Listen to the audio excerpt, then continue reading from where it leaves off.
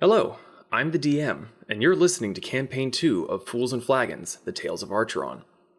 We livestream on Twitch at twitch.tv/Fools&Flagons. That's Fools, the letter N, Flagons, every Friday at 7 p.m. Central for Tales of Archeron and 6 p.m. Central for Storm King's Chaos. If you'd like to join our community and talk not just about D&D, but other games as well, consider joining our Discord. The links can be found below in the description. Do you like us? Like, really, really like us? Consider donating to our coffee page at ko-fi.com/Fools&Flagons. The links can also be found in the description. Donations and memberships are never required and always appreciated. We have no gated content for members only, and all proceeds go straight back into making Fools and Flagons an even better experience, and it helps to keep the podcast alive and well. Are you ready for some D&D? All right then.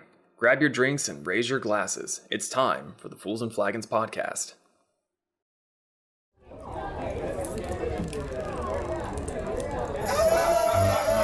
Grab your drink and raise your glass. Make a mess and kick some ass. Dungeon Master has no chance. It's time for Fools and Flagons.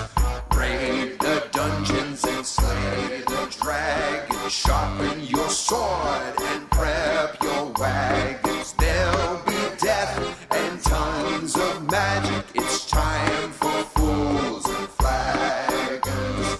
Time for Fools and Flagons. It's time for Fools and Flagons.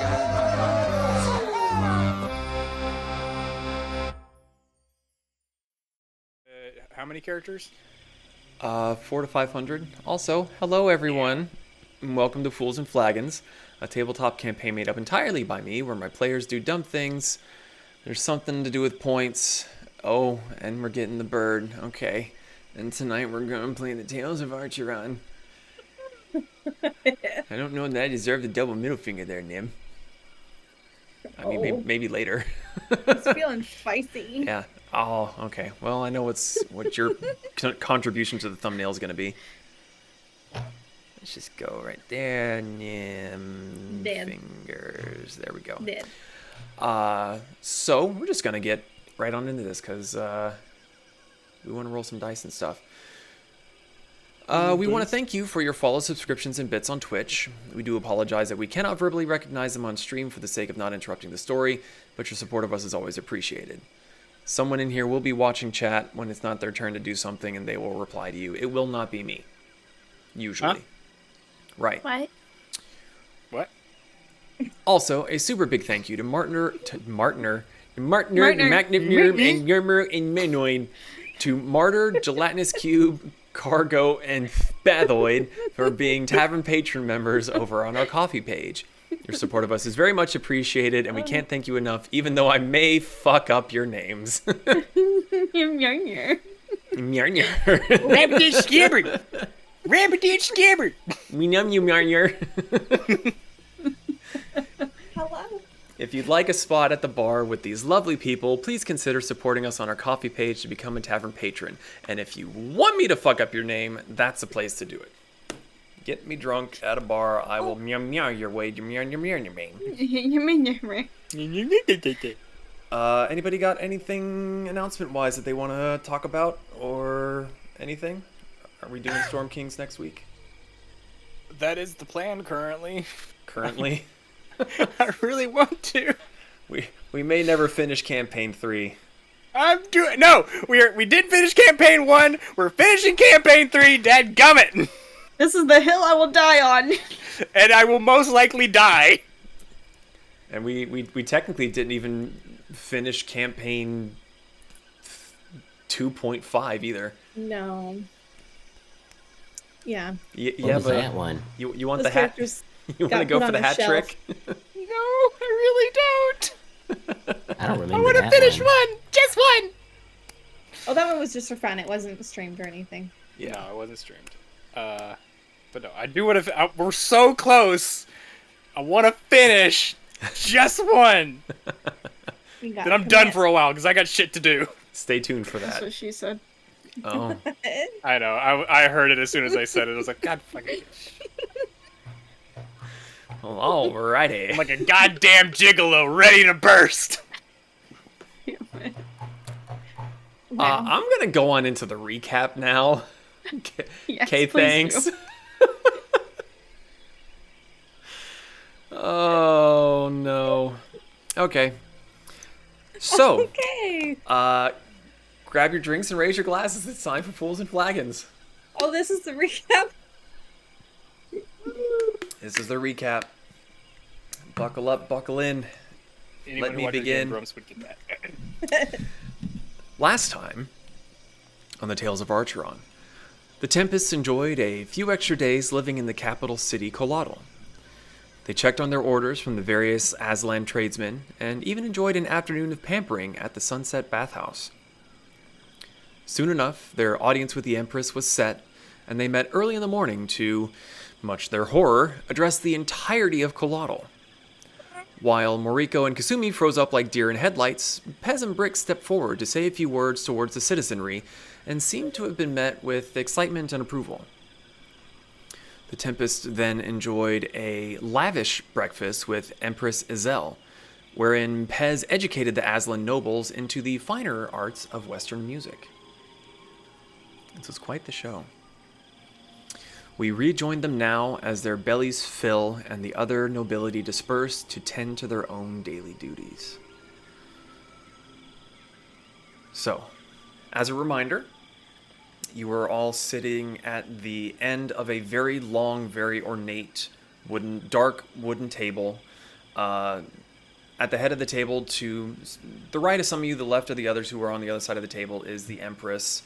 And on the farther side, but there's fewer and fewer other of the Aztlan nobles are beginning to gather their things and head on to have the rest of their day. So, what is everyone doing at this point in time, apart from maybe stuffing your face? Anything in particular? Is Pez still orchestrating? Yep. Yep. So, I know we've talked about this before, but what are we doing right now? Eating.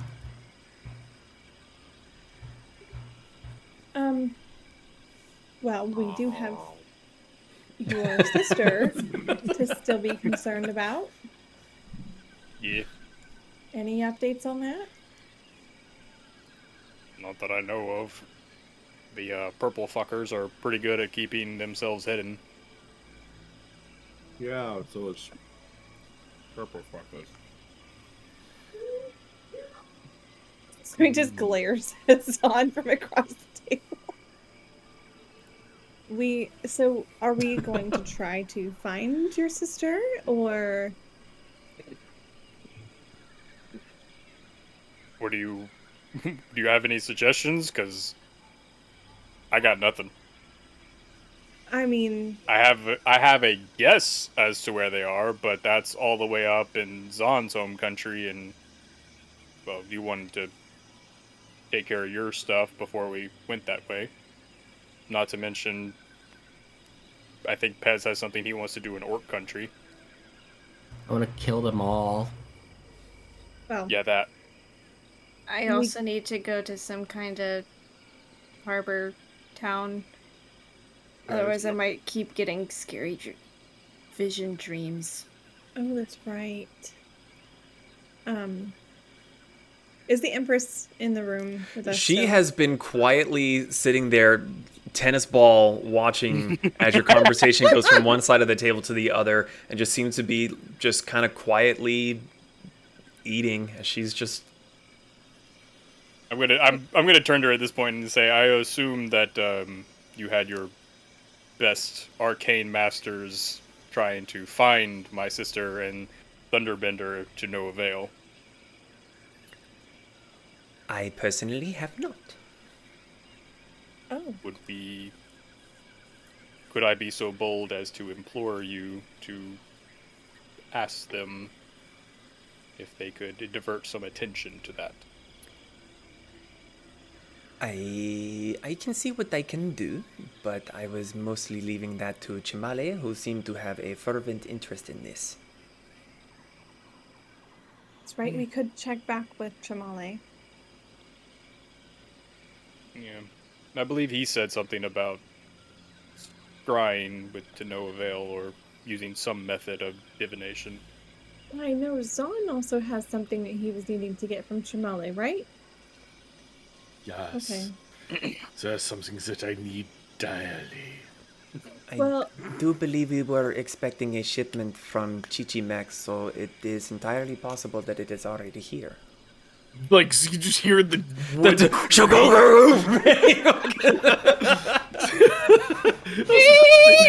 You hear the wood creak as, like, Zon just grabs the table and just squeezes. Moriko's sitting there eating, and Zon just pushes the whole bench out, just... Almost done! You just see this chair spinning on one leg as he's gone. Oh, he just... Pew!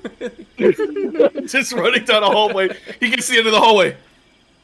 Wait, where the hell is everything? He just runs. Gets his face in the door.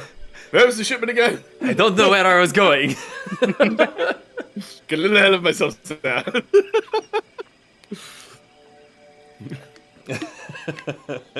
Just runs out of the room, runs back in. I have no idea where I am.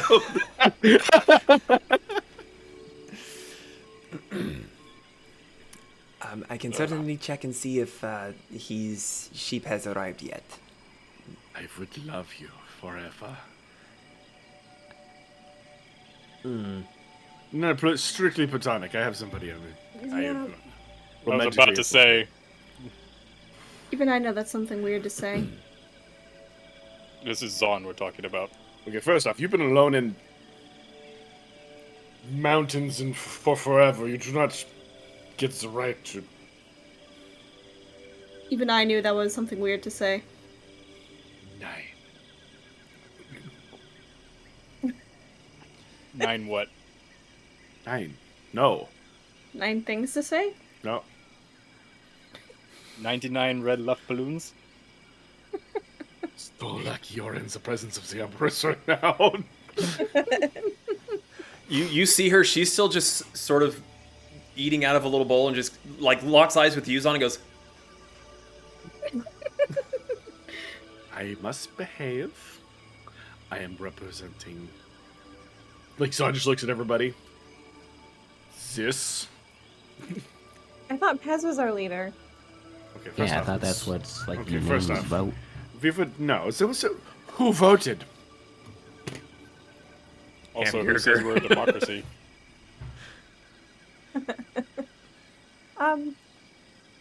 So I mean, I know he's got his armor. I'm expecting a delivery of some potions. Oh yeah, from the guy. The alchemist at the magic shop. yes, him. The The person. guy. Yes, the guy from that place. Yeah. Are you the guy? I'm the guy. It's just Elijah Wood. From the mage to order shop. Yeah. Ah. Well, once we get those items, do we want to go ahead and head back to Chichimek? Or not Chichimek? Yes. Chichimek. I'm sorry, I'm so bad with names right now. Do we? I will. I mean, I don't. For what purpose? We can communicate with them over long distances. I feel like if we're going to Chichimek, we're going backwards. Assessment. I guess I'm trying to find out how you want to handle us and prioritize getting our sister back, or is that not an urgent situation? It's not that it's not urgent, it's that, once again, the trail has gone cold. I was hoping to maybe find a few clues, but, well, the severed head was less than compliant. She turns back towards the Empress. Were there any other specific things that we needed to be included on while we're here in the town, or? Well, On the recommendation of Chimale, I did have some things pulled from the treasury that might be of interest to you as further gifts for saving my life. You hear the table, the wooden table creak again. No, it's not a creak. It's a thump from under the table this time in Zon's general direction. Just some specific items that you can have. Are you okay, Zon? Just fine. Just knocking on wood. That's very generous of you, Empress. Yes, it's It is the least I can do. If you are ready, we can go now, or you can continue to eat. It's completely up to you. 30 seconds. 30 seconds? I thought, but you've already finished eating, and she's looked Yeah, guilty. 30 seconds. Okay, then picks up the drink and goes back to drinking. Okay, we're good. So just gets Are you okay, Zeke? Did that one get you? It got me really good. I was not expecting that. God damn it, Nim. If you are curious what happened, join the Discord. Links down below and go to campaign spoilers. You can't miss it. Oh, no. Oh, no.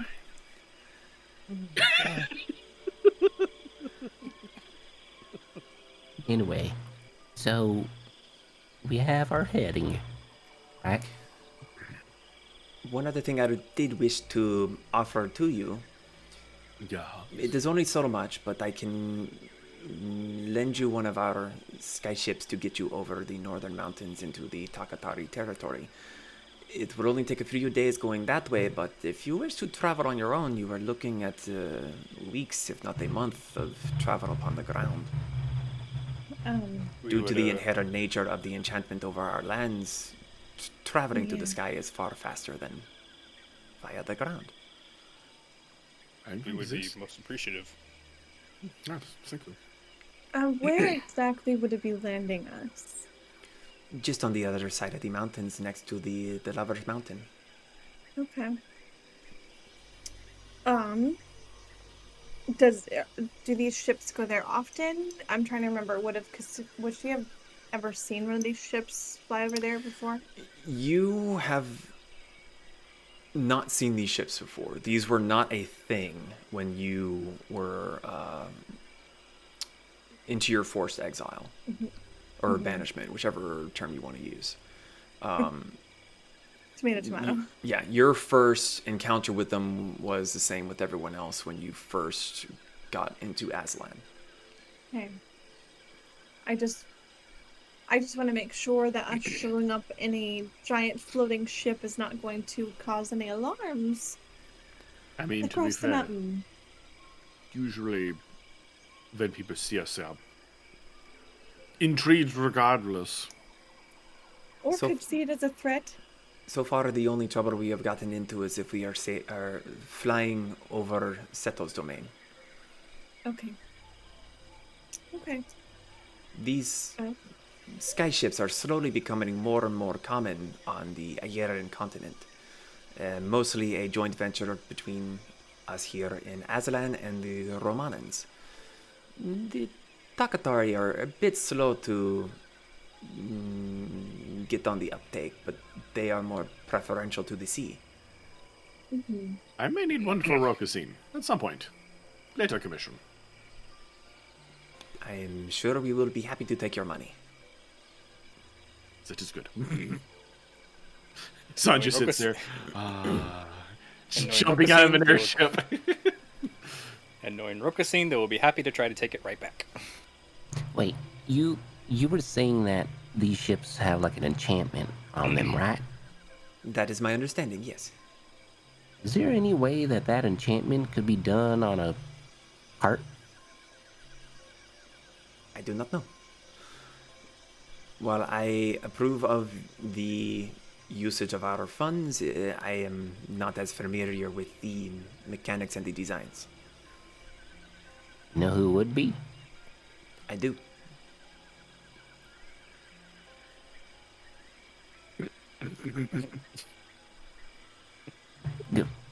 Go on. Are you going to ask if she would like to introduce you to them? Ow, What he I said. Correct. I will not. Okay. It's a secret. Understandable. It is a burgeoning technology that is not without its faults, and we are not quite ready to introduce it everywhere. That's fair. Not to mention the lack of available places to park and dock. Yes, it is a very good point.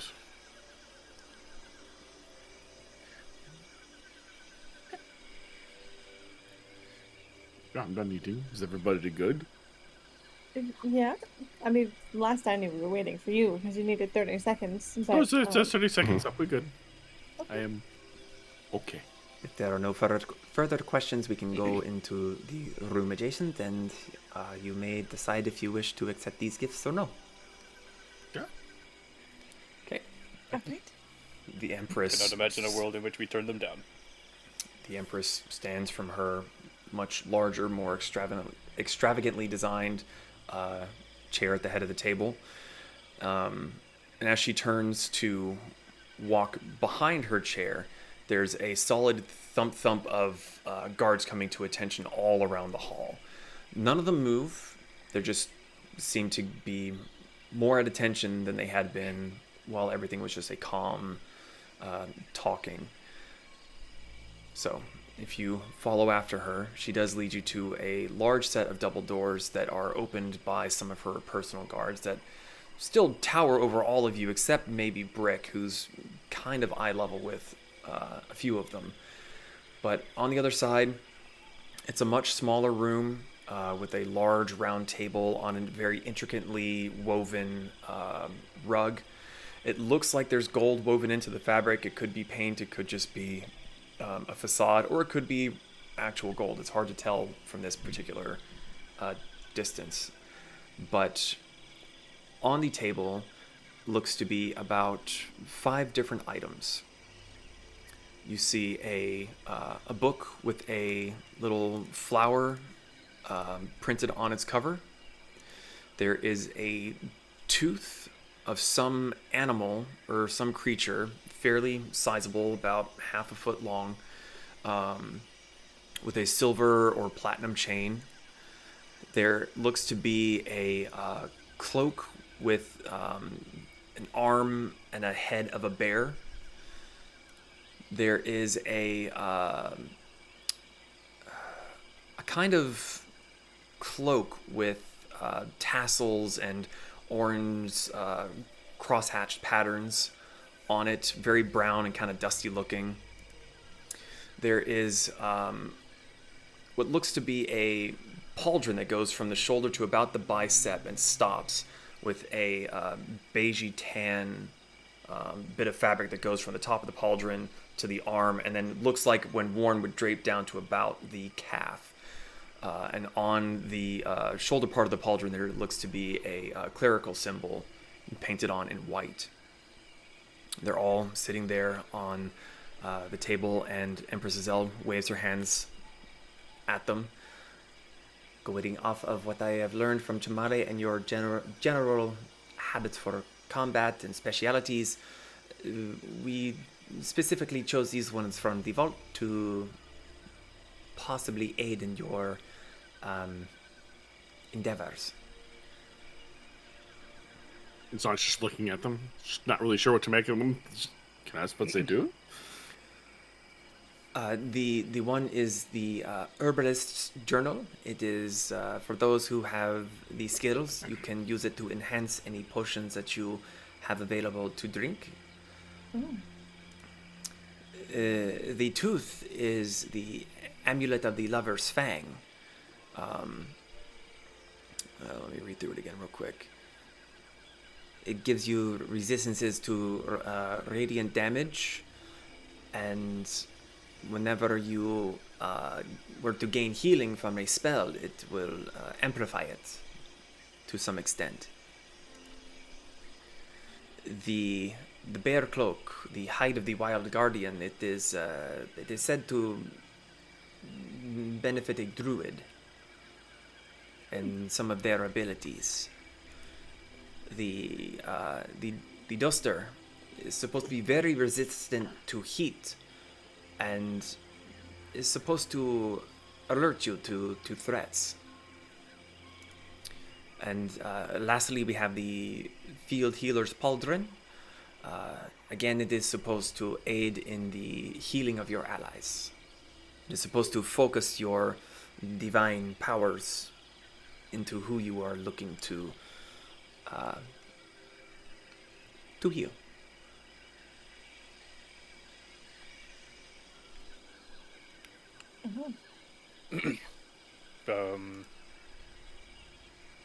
I have two that could put to use. What does everyone feel drawn to? Well, she said the bear cloak was good for druids. That one's probably for me. Yeah, I think both you and Zahn already know which ones. The rest are possibly up to interpretation. I'm just here. I exist. Are they all requiring attunement? I do believe that some of them do, but not quite all of them. I do not believe that the book requires attunement. The tooth makes me think of Pez. I ain't got no teeth.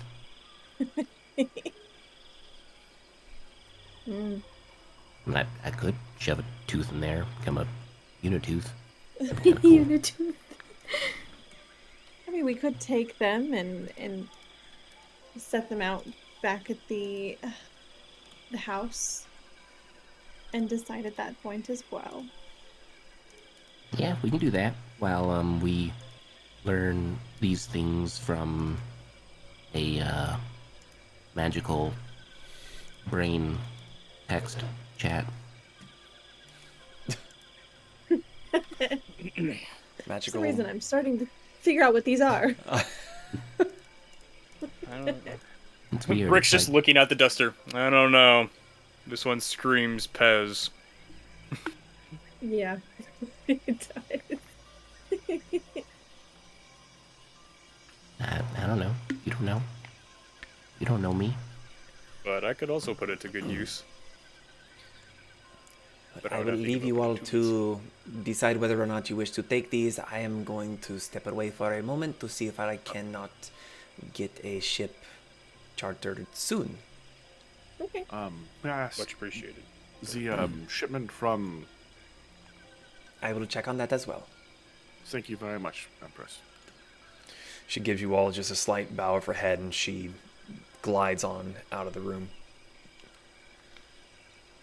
She does go through the same large double doors and they are shut behind her, leaving you all very much alone in the room to discuss or converse as needed. What happened if I glue those doors shut? I don't think Would that'd we be be a good trapped idea. in here? All right. Well, do we want to head back to the cart and figure out our next steps? Yay. Okay. I don't know what I think about being in a vault. Kind of makes me uncomfy. I feel like a tool or a prize It's- that's being locked away. It's not a vault itself. It's a separate room. These were brought from a vault. Okay. Yeah, the large circular door didn't shut and you heard a bzzz or anything. Yeah, It's I was just, like, it seems to just be a waiting room. Like there's comfortable couches on the sides. There's little stands where that seems like some empty decanters are currently sitting. They're not currently filled with anything. It's a waiting room. okay, I did not lock you in a safe. good. Promise. Dun dun dun dun dun dun dun dun. Pez just pulls out his conductor's flute again.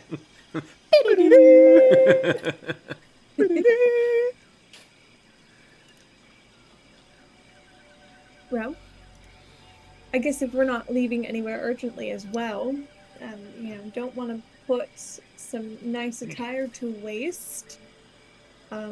Would we all like to go for a stroll somewhere or see more of the castle? Sure. I visited the temple briefly, but I wouldn't mind going back with everyone just to see if there might be some guidance that can be obtained. We could also, if someone wants to either send a message the old-fashioned way or using the book. I don't always want to be using the pages. Oh, yes, I did use it recently, but it has returned, so people are I'm free to just use more, it.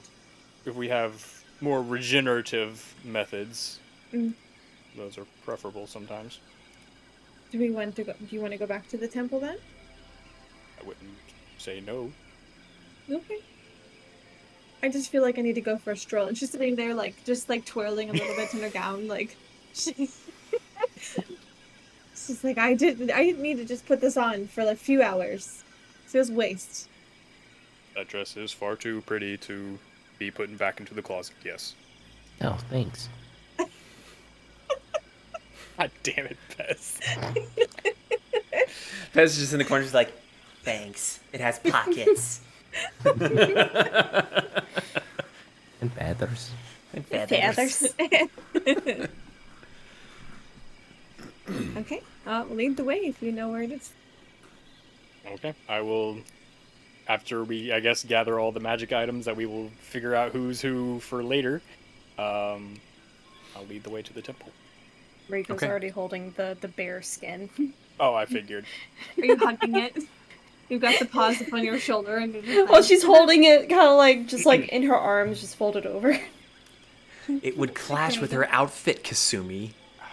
Jesus. Eat that. I need more attunement slots.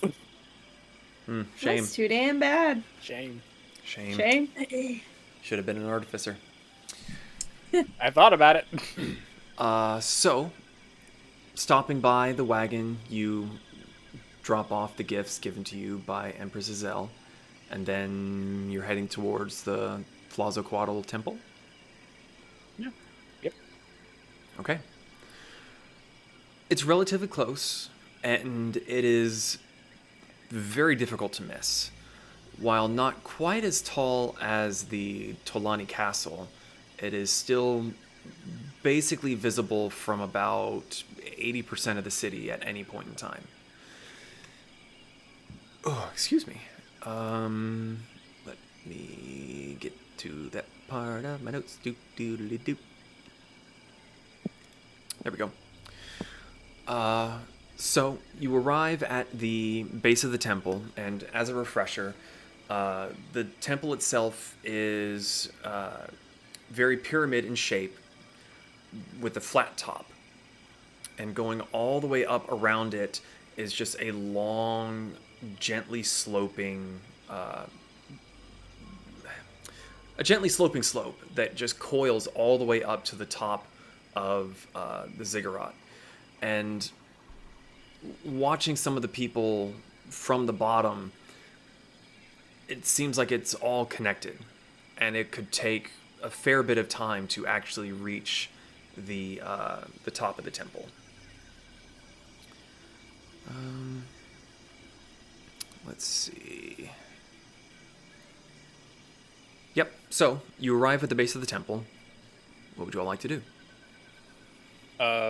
First off, because I keep forgetting to get more of this, I would like to find a priest, an acolyte, someone, and ask if it's possible to purchase incense from the temple. Okay. You take a bit of time to look around. Make a perception check for me. No. Perception. 16. 16. You look around for a fair little bit of time, and you don't really see anyone that screams priest or acolyte. Not compared to what you've seen before, with going to the temple in the Nightly Kingdoms.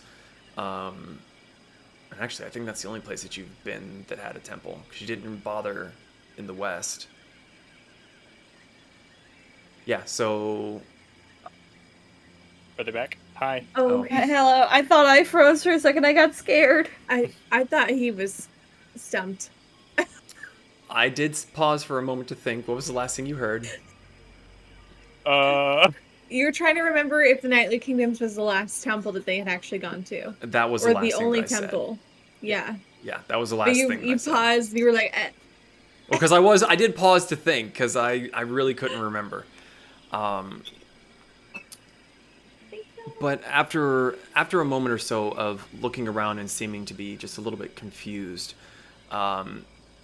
you hear a very small voice from behind you. Hello. Yeah. Are you lost? What do I see?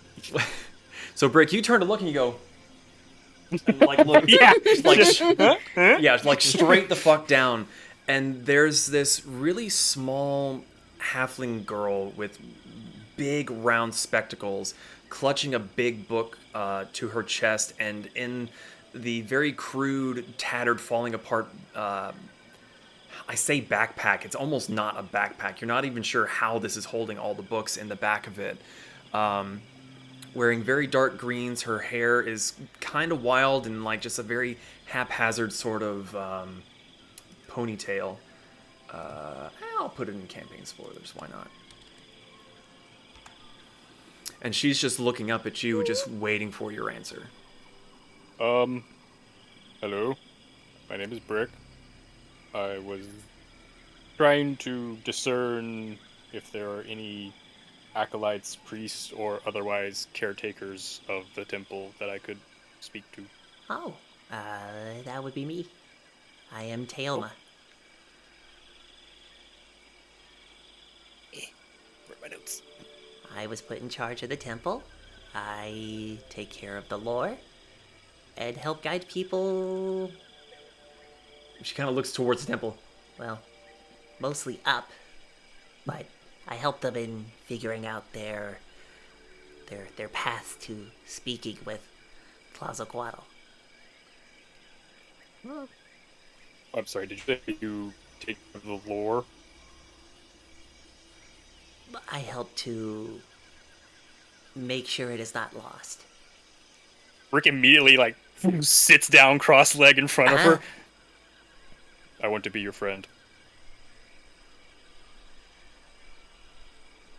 Okay. She's just like pat on the forehead. How familiar are you with holy icons, out of curiosity? She kind of like looks at Brick and sort of like shuffle to get further back, and then looks at you, Zon.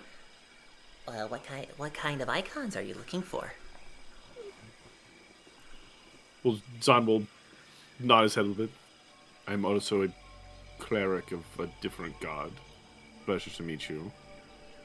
Well, I'm not so much a cleric. I'm more of a researcher, but I don't have any gifts. Well, to be fair, carrying all those books is a gift in itself. I've heard that you can make icons related to your gods that will help you with your give or take spells that you may cast. I'm not sure if You're you may speaking have of the holy icons for which you channel your divinities, your chosen divinities' powers. Yes, there's Betty. Yes. I'm trying to find out how to make one that is, for lack of a better word, very powerful? Well, more so powerful than something that you just innately get from walking into a temple.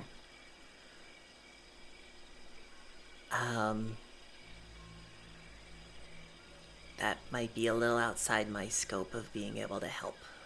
I know that such objects can exist, but I do not have access to them. Well, what's the chance of asking? If you are interested in getting something like that for Tlazo, you could always attempt to go to Tlatloko, but I'm pretty sure my country would excommunicate me. She kind of looks at you for a minute and like pushes the glasses up. Are your people not very welcoming to other deities? It's not that they're not welcoming to other deities, it's just... It would look bad if the adopted son of their god decided to follow another god. Yeah, that. Actually, that's literally that nailed right on the head. Fascinating. Literally couldn't have said that better myself. No, that was actually pretty fucking spot on. Well played, Brick. You're welcome.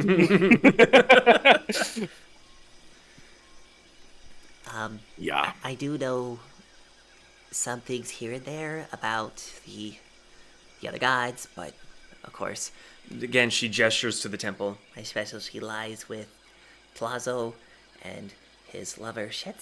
She like bit her tongue. It's like, ow, Shed.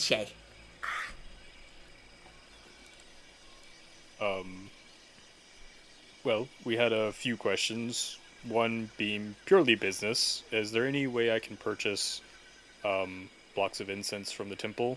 Preferably ones that are unique to this region? Sure. How much were you wanting to get? About 10 blocks. Oh, is that all? I could go to 20. I have the money for it. If you only want 10 blocks, 5 silver pieces should cover it just fine. Oh. We'll go ahead and do 20, and I'll just pull out a gold. Okay. The strap that she was holding her bag up, she just lets it fall off of her shoulders, and when it hits the ground, it is just with a whoomp. Like, you Dust. swear that sounds like it weighs more than she does. But she starts taking books out and sets them to the side, is making bigger and bigger stacks of books. Not entirely sure how they're all coming out of this bag, and then her arm just goes in. She digs around a little bit, and then she comes up with a fairly hefty sack, and she pulls it open. Nope. Shoves that back into the bag. She reaches around again, grabs another one. Here we go. 20. That's a lot. She starts taking out this, it's a brown cube about an inch in all directions, and she just starts pulling out 20 of them.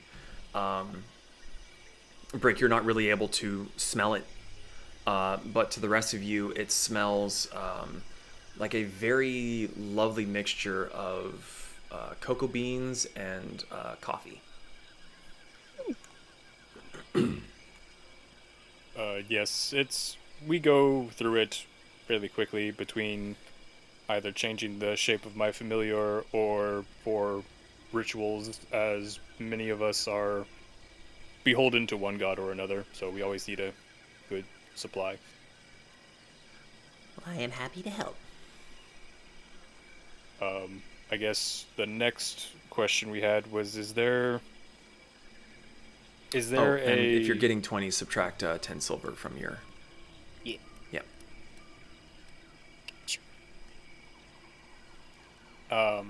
Is there a specific ritual or path, as you put earlier, to communicate with the Lord of the Skies here, in that we might beseech him for help?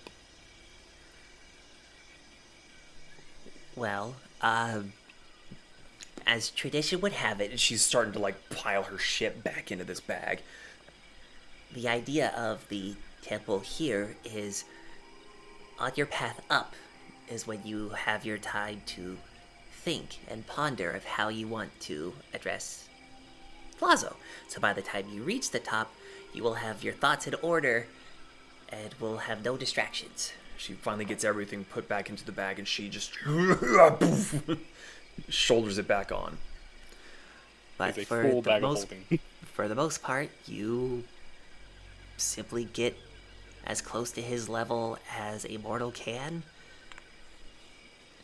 and you ask your question. If you are lucky, he will speak to you. Most are either not capable of hearing or incapable of recognizing the signs. But you have to trust. I kind of touch the middle feather. I am hopefully able to hear. If not, then I feel he would be very disappointed in me. Because the middle feather is the one I found on the workbench after one of the prayers. Mm-hmm. Teoma looks towards the bottom pathway and gestures towards it. At a brisk walk, you're looking at an hour or more to get to the summit, and then likewise on the way down. Any advice? We slide down the side of the temple. Don't do that. That's her advice. Don't do that. I was asking. You say that and you see this slight look of like sadness, like she's thought of it before too. Have you done this before? Gone to the top? Yes. No, it was the thing I asked. Oh, no. But I have long dreamed of having a slide go all the way down from the top. Cusco! I was thinking more bossing say, but yeah, close enough. Yeah, too. I'm going to do this and hopefully get some guidance on maybe which direction we should head to find my sister and Thunderbender. I also thought to ask if he had any insight into his sister's mind when it comes to what she's trying to tell Moriko. Does anyone else want to come with, or do you all have different ideas on how to spend the day?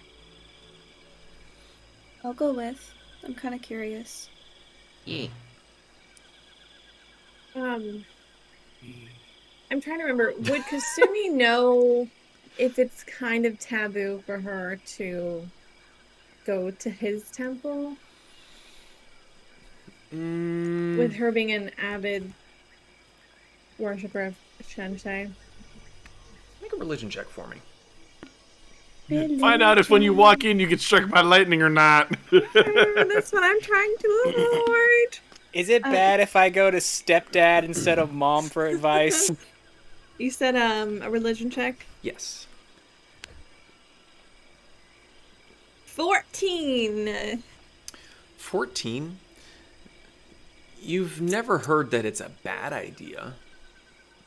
You've never heard of anyone getting punished for beseeching one or other of the dragon deities, because they are often depicted and recognized as a duo.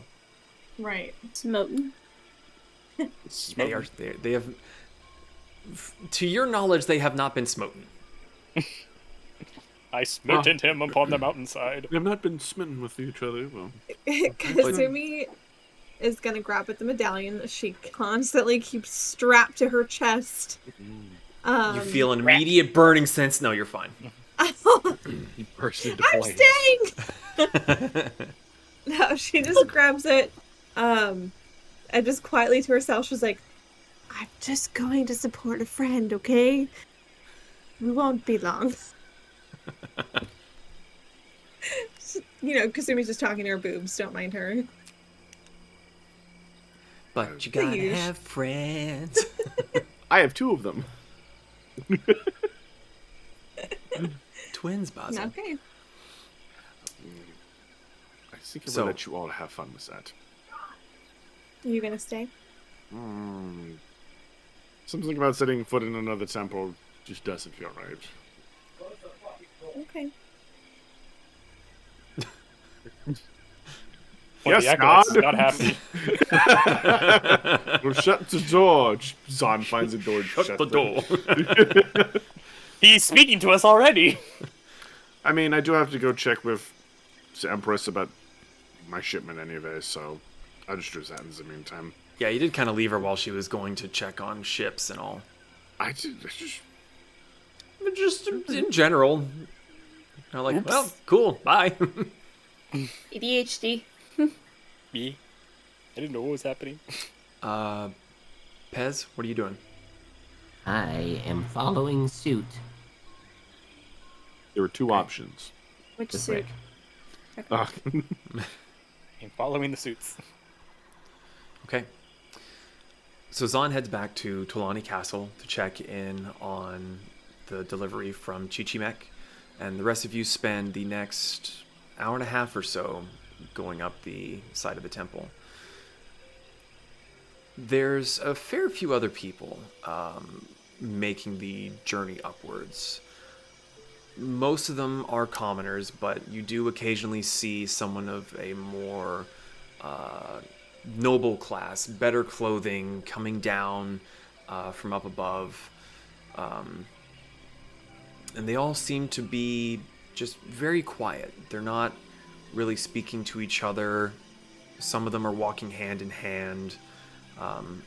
Others are in a small group, but the majority seem to be individuals.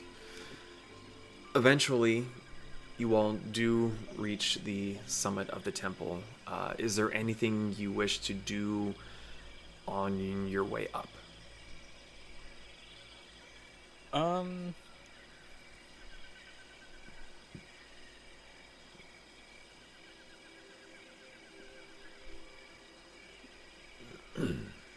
Don't think too hard. Yeah, no, I was seeing if I had any items that I would be like using as a focus, but I don't think I thought that was your have feather. anything. Oh, right. I was looking through my inventory. Feather. Yeah, there's. Feathers.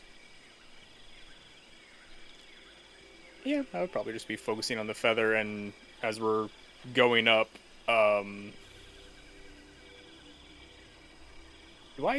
as the closer we get to the temple, is there any like, I guess closest I could say is like background noise or energy that I could feel in the air, or is it just as any other temple?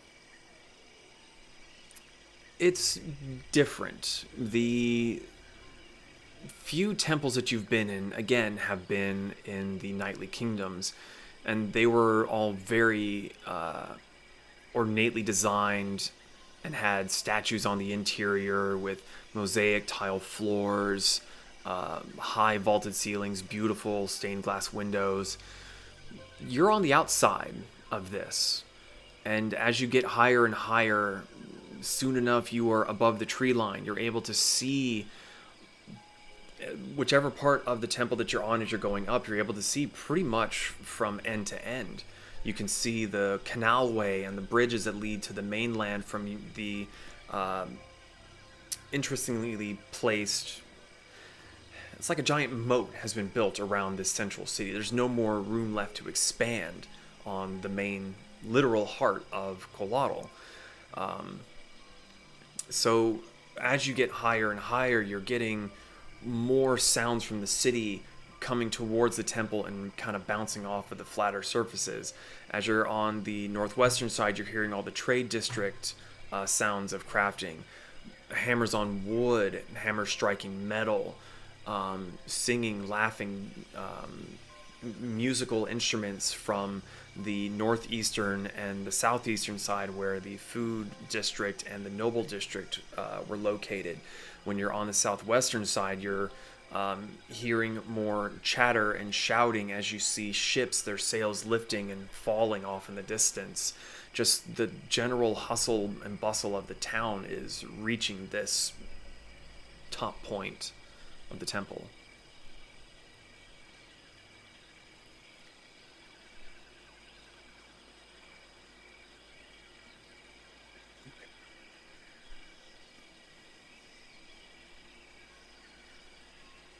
I mean, that's all I got. Anyone else? Okay. Sumi's just kind of hanging out. She's just kind of like humming to herself quietly. Like, Riko's just looking around because she's never seen anything like this before. Okay. I'm just getting my steps in.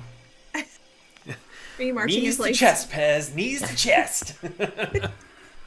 I would almost say for Brick, the closer he gets, because you said the closer you get to the top, the more the sound is bouncing off. A little bit.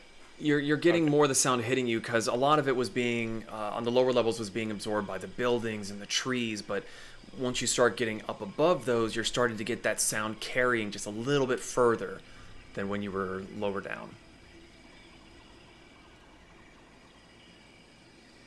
I would say Brick is so focused that it is both, it's not distracting, but the sound is both getting louder, but also at the same time kind of fading to this white noise in the background that's almost enhancing the focus as he's trying to commune with this god that he feels a connection to, if nothing else, than from his origin. Okay. As you all reach the top, it's difficult to see at first. One of the first things you see is the ramp that you were going up. It kind of comes to a relatively abrupt halt. You've gotten so used to just following it around that when there was just for lack of a better word, a wall in front of you, it felt a little odd. And to your left, as it was going up counterclockwise, is just a fairly sizable flat area. There's no railings. It's not OSHA approved.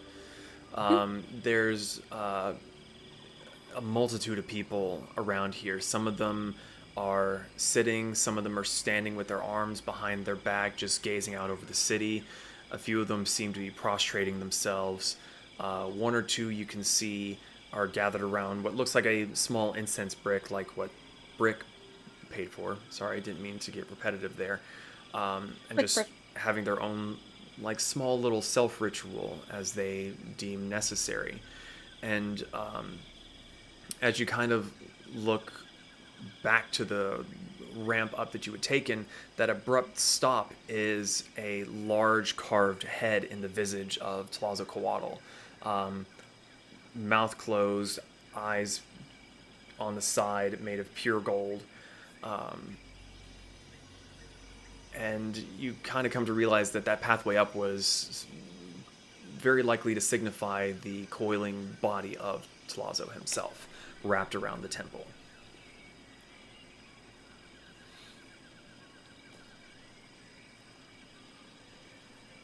Brick is going to find a spot to where he's pretty center, but also not encroaching on anyone else's personal space. Mm-hmm. And kind of kneel down, pluck the feather from its resting place, and just kind of hold it in his hands. And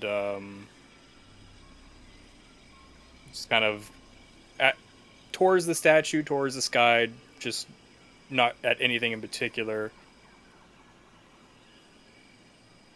I know that they are crafty. They are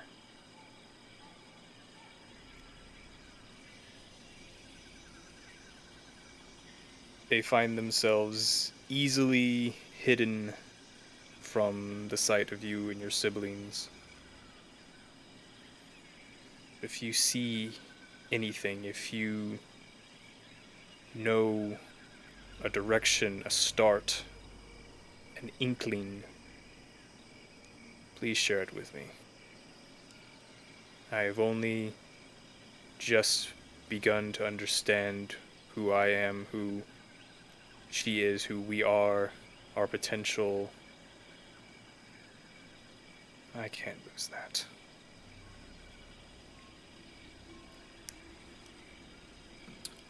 What are the rest of you doing as Brick is performing his own little ritual? Anything in particular? Sumi's just kind of standing there, giving him a little bit of space, but she's got her hands just like folded, so her sleeves are just kind of hanging down, and she is there quietly just looking around and trying not to disturb anyone in their prayer. Mariko's trying to see if maybe she feels anything, but she's just looking around and trying not to be in anybody's way. Keeping her eyes wide open. Mm-hmm. I do am scanning the area. Okay. There's a little bit of a pause. You wait for a time after beseeching Tlazo, and you begin to feel the wind pick up fairly significantly. It had been a fairly still, calm morning, no clouds in the sky. The breeze definitely seems unnatural.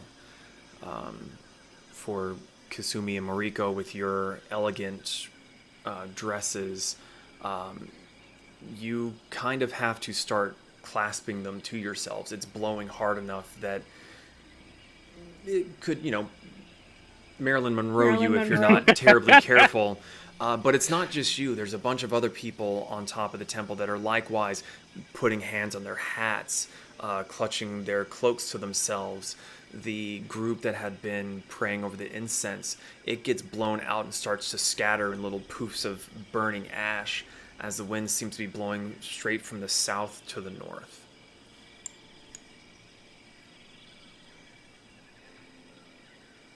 I'm holding the feather in my hand. Yeah, the feather, you're having to struggle to hold it. You're like, you're not going anywhere. But I'm just seeing it bend straight north.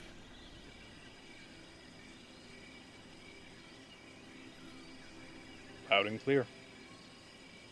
And I'll just carefully, while the wind is still going, I'm guessing just... just ram it on back in there. Okay. What was that, Brick? We have our heading.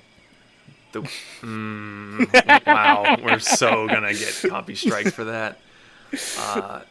The wind does die down almost as soon as it picked up. It doesn't go away completely. It does shift directions to a more natural direction than it had been before. But it's much calmer, and you're able to hear the leaves of the palm trees being buffeted by the puffs of wind now. So what would you all like to do? Well, surprisingly, fortuitously, it seems all paths right now lead the same direction. The north? To the north. It got heckin' windy. Yeah, he is not subtle at all, and I kind of appreciate that. It makes a lot more sense with, Shenche, fire, wind, just gesturing.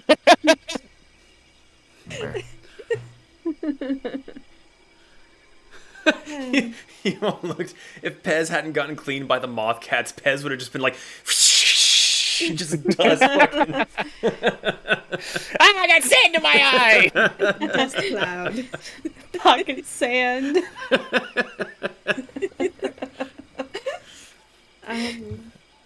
I look over at Moriko. Well, he seems talkative today. Would you like to ask for any insight? I'm scared if I do, I'm gonna get yoinked, dream visioned, and just More pass visions. out. I mean, to be fair, the last time he gave me a vision, or I guess it was a shared vision between him and Bowler, he was kind of chill. It wasn't as intense as yours. I'll do Honestly, it, but only if you do it with me. I don't want to do it alone. Okay. Would you like some incense to help? Okay. Okay. So I'll kneel down again, light the incense. I'll get rid of one of my incense. Mariko's gonna kneel beside Brick. Would you like to? It's your questions.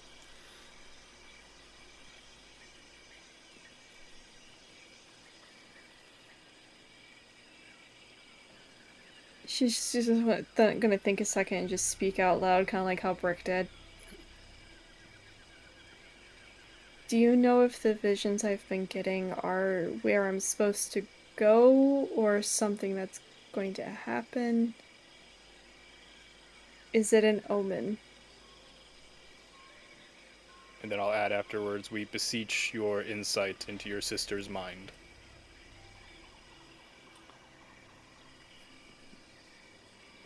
There's a little bit of a longer pause this time. The breeze is still blowing softly, calmly. Moriko, your breaths are coming nice and even, very level.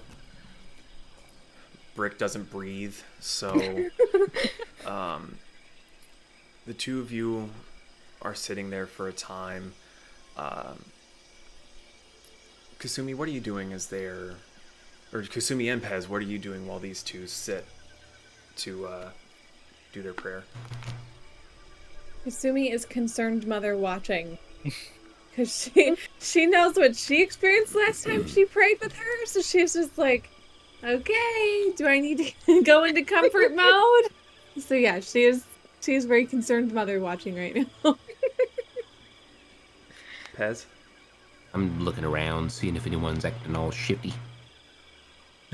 At one point during the pause, Brick will just hand out if she wants like something to hold on to.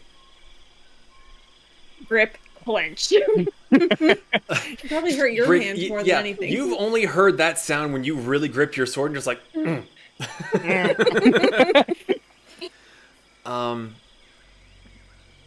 Kasumi, you are the only one to notice this. Moriko's eyes cloud over slightly, and Brick's eyes begin to glow an emerald green as they both go fairly still in their seated position. Moriko, there is a moment of fear as you feel that similar sensation of your consciousness being pulled elsewhere. But the fear seems to be quelled slightly. There's a warmth to it. There's a warm breeze, and you feel...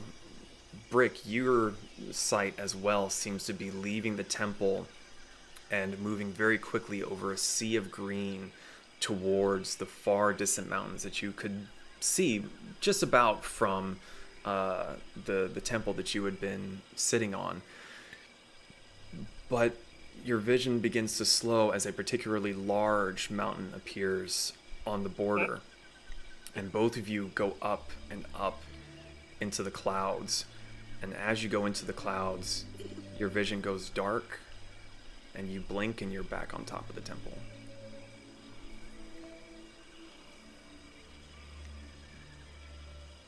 Are you guys okay? As Brick's eyes blink and Moriko's eyes blink, just in that, where you had seen their eyes kind of fade into those different colors, the pale white and the green, and they're back to normal. She's like waving in front of you. Are you okay? I'm a heck in confusion. What happened? Yeah, that wasn't a... I thought, because last time you said it was like a seaside town? Yeah, and like the tide going out to nothing, and then water, and then that. This time it was a mountain. I'm confused. I don't know where I'm supposed to go.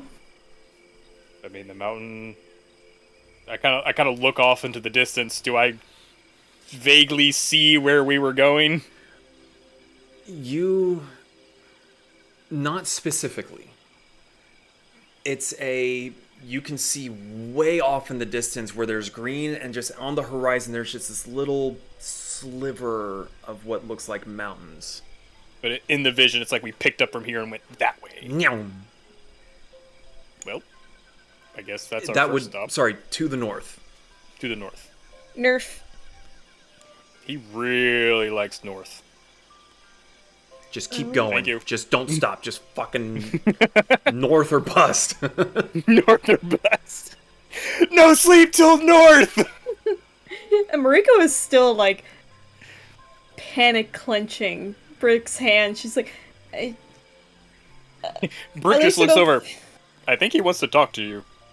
I don't know. Moriko, where the last few visions that you've had have left you tired, exhausted, hungry, thirsty, you're not feeling any of that right now. By far, this was the best vision you've had thus far. At least I don't feel like I got hit by a rock elemental. Oh, that's good. I was concerned. Your eyes went a little weird for a minute. Did they look like hers? They went foggy. And Brick, yours were glowing? But don't they already glow? But no, a different type of glow. Like, they were green. They're I thought they already changed to green. Do they not? I thought they were Yeah, still but blue. No, I thought we had agreed they were green now. Oh, I'm sorry. Well, I they thought were they a were still different blue. type of green. Oh, okay. Yeah. They're turquoise. Shows how much I fucking pay attention. Aquamarine. I don't know. Green. Green. But, Well, where do we have to take your medallion thing directly to Shinsei, or is there like a special temple? Well, If it's hers, shall we give it to her directly? Because I think it would be best to return it to the temple that it was taken from. okay, Oh. who's I think Point of order. It was taken from the Shogun. Oh. I know this was like 3 years ago. Yeah. So, yeah. It's been a minute. It's been a minute. time ago. It was taken from the Shogun. So I need to return it where it belongs, and well, we're very close to it. I think we have one stop along the way. Apparently, somebody wants us to stop by his house and say hello. Okay. I think that's what the message was. It was going up the mountain. I don't feel as scared to meet him. I mean, I'm kind of excited. Well, I think we need to go gather Zahn. Yep. And make arrangements to get the airship then, because we're gonna need it. I don't think you guys want to climb a mountain. Nope. It's a Tuesday. The challenge does intrigue me. Is it? I mean, I could a just lot. fly up a mountain. Is it the Misty Pass that's near us? Like, is that what we're going to be going over? No, not at all. No. Okay. This is the mountain range that divides Aztlan from Takatari. All right. Or at least since you didn't have the vision, you know that there is a mountain range that divides the two countries. Right. It's probably safe to assume that that's what they're talking about, but you didn't see the vision, so. And the mountain we saw, because it went up into the clouds, I'm assuming it was like the tallest mountain we could see. Via your vision, it seemed to be a fairly significant landmark.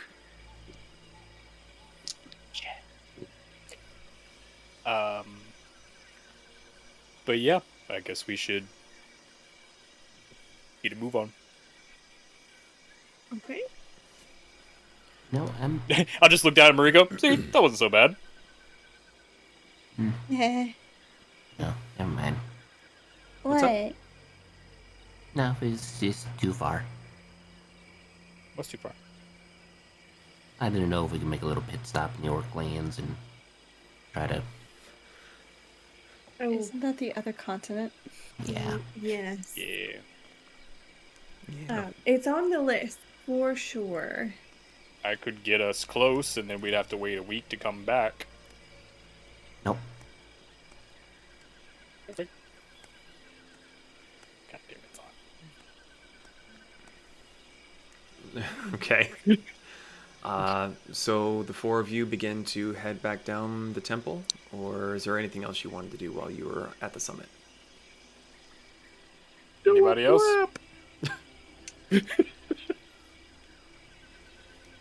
Okay. So as you all begin to head down the temple, we're going to go on back to Zach. Or Zon, sorry. Wow. Zach. This person scares me. He scares all of us. I know. Only because of the Rambo thing that kind of really threw me off. So, you headed back to Talani Castle, wandered around a little bit because you're not super familiar with the layout, got lost, asked for directions. Eventually, you were able to make it back to the feast hall from earlier that morning. And the doors to the waiting room are open, and standing there is Empress Izel, and she seems to be leaning on the table, reading over some sort of book that's laid on the table in front of her. I'm sorry to have left you when you said you were going to look for things. Oh, it is quite all right. I had other things that I could do in the meantime. I figured you were busy checking on your other bits of business. So, the first bit of good news, the ship actually arrived last night. Here. And she reaches across the table and slides a fairly sizable crate towards the edge for you. This is big. Jamale is not one to be stingy. Fair. Likes his work. Proud of his work. Well, I was told that this was specifically to be given to you for your commission with the Goldmeister. Don is like calm on the outside, on the inside. He's like, He's just blowing up. like, just like it's taking every ounce of restraint not to break this crate open. Thank you. Don't tempt me. I will do it. She sees you eyeing the crate and she kind of grins. I was able to get a ship to carry yourself and your wagon to the mountains over to the other side into the Takatari lands. And from that point, you would unfortunately be on your own. While we do have a good relationship with the Takatari, they are not terribly fond of our flying vessels yet. I am slowly working them down. I wish that's best of luck. It will make things a lot easier. Yes, but the Shogun is sometimes quite paranoid about the ease at which other countries may come and go from his own lands. Understandable, but Yeah. the Shogun is getting old and is not keeping well with the times, in my own personal opinion. Listen, times change. It is understandable that he would be reserved, but he also needs to keep an open mind, especially in matters of progress. That we can agree upon. The ship should arrive later on this evening from... sorry, I have the wrong page up. There's so many sea names. It should be arriving from Charcoal in the evening. I do believe it will be ready in the morning. Oh, that is wonderful. I hope everyone is enjoying the temple climb, I think. I Yes. was kind of Big temple. wondering where the rest of you went. If they are going to the temple, they will be there for some time. Yeah, something about going into a temple from another god, and I have refrained from being in one of my own temples for so long, it just doesn't feel right. But best of luck to them. Well, I'm sure that Trazo would love to have you, regardless of who you choose to worship. In any case, I have much of what needs to be doing. I will have one of my guards come to find you at your wagon when the ship arrives.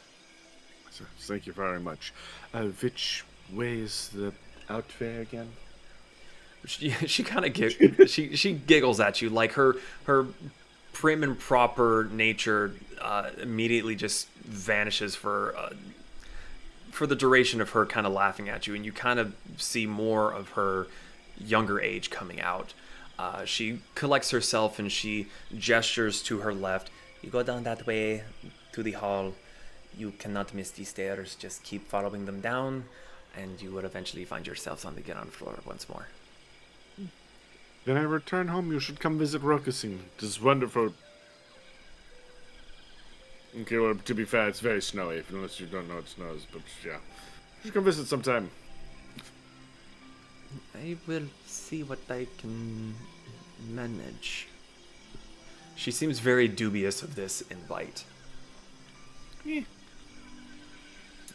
Enjoy the rest of your day. Hopefully your subjects do not drive you too crazy. Of this I can make no guarantees. I wish you safe travels. She collects her book, gives you a slight bow of her head, and she glides on off towards another door in the room that you had not seen before. So I'm just gonna wait for the door to shut. Click. Okay. Punch. Punching crate open begins now. Did you actually punch the crate? I'm gonna make sure I punch someplace that doesn't damage the goods, but yeah, that Make a crate strength is check. coming. Sure! Or an unarmed attack, whichever one. Strength check, unarmed attack, strength check it is. 17. 17. Yeah. You watch. Click. Boom! Just fist right through the crate. And you feel very sturdy leather and cloth on the inside. So it's just gonna squeeze. Warm. Balls his hand up and rips the crate top off. So you go full baboon fist, so your hand gets wedged, and you just rip the lid off, and you got like a little makeshift shield around your wrist. There you go. To give a description for the listeners, the armor seems to be based in a dark sky blue cloth that seems to have little traces of electricity that dance up and down the fabric. Wrapped around the fabric of the arms are strapped leather bracers, and similarly along the chest and the lower legs, where most leather armor would be just one solid piece, this seems to be belts upon strips of hide that crisscross all around the chest area. On the shoulders, there's kind of tannish fur that goes all along the back of the neck with a rolled up blue hood just on the inside. Some fairly solid metal shoulder plates hang off of each side, and right in the center is the horn of the ancient blue dragon that Zahn had harvested from the side of the Colatl Mountains. I just want to let you know, this item is the biggest cock tease I have ever once seen. Of all time ever. Is it because of the third bit? Yes! DM, it's the third thing! Thank you! I appreciate it! You're welcome. Something to look forward to.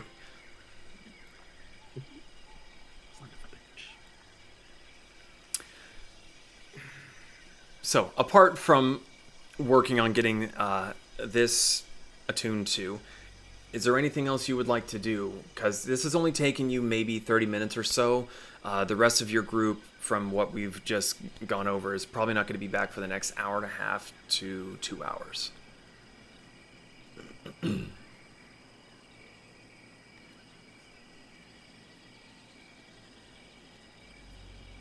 I'm fine with just waiting for tomorrow, truth be told.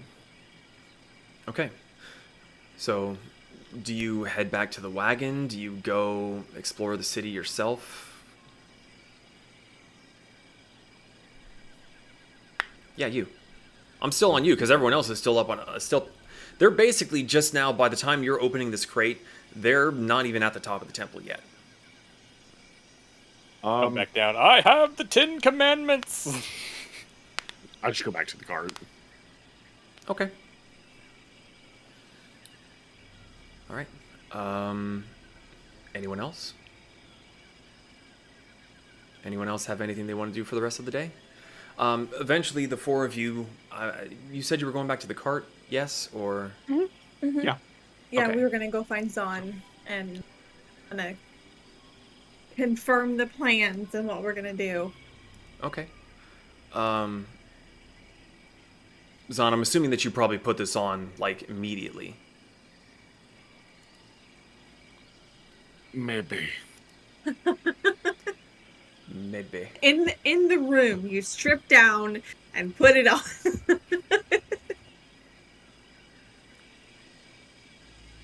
Not at the moment. Okay. Well, eventually you all get back together at the wagon. What's the plan? What are you doing? Zahn is already there. Seems to have been relaxing for a fair bit of time. Is the armor? So wait, does he put it on or not? I don't know. The No, jury's no, still out. okay. I can't tell if he's excited or mad at me.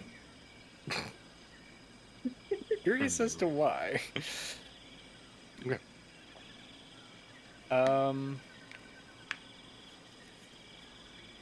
I mean, do we have anything else we would like to do here in the city?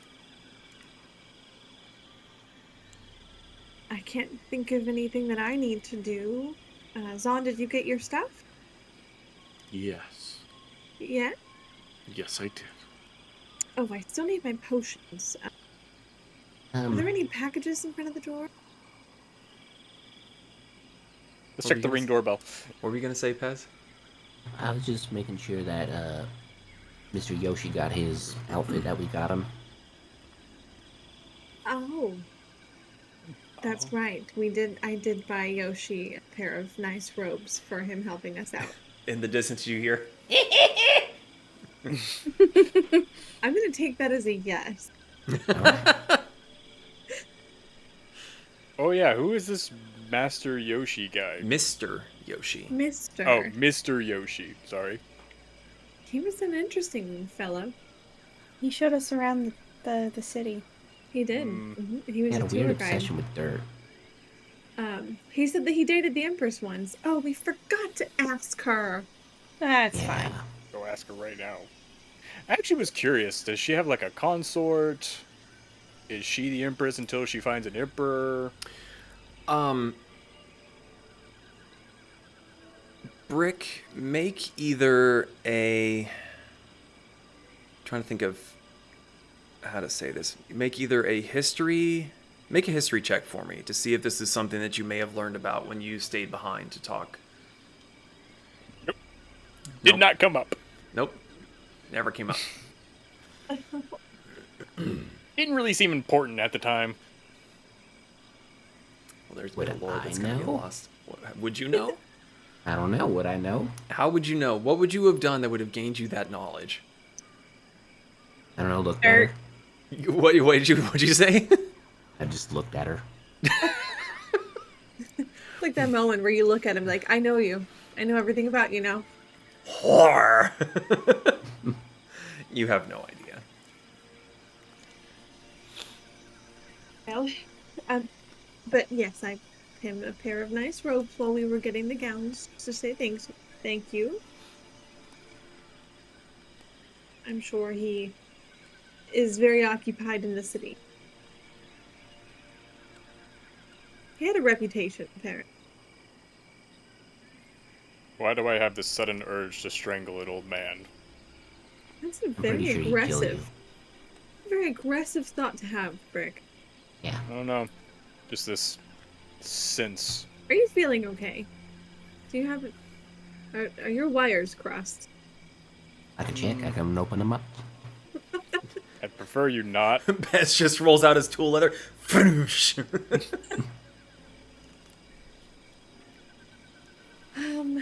Yeah, Kasumi's gonna look out in the front to see if there's any packages.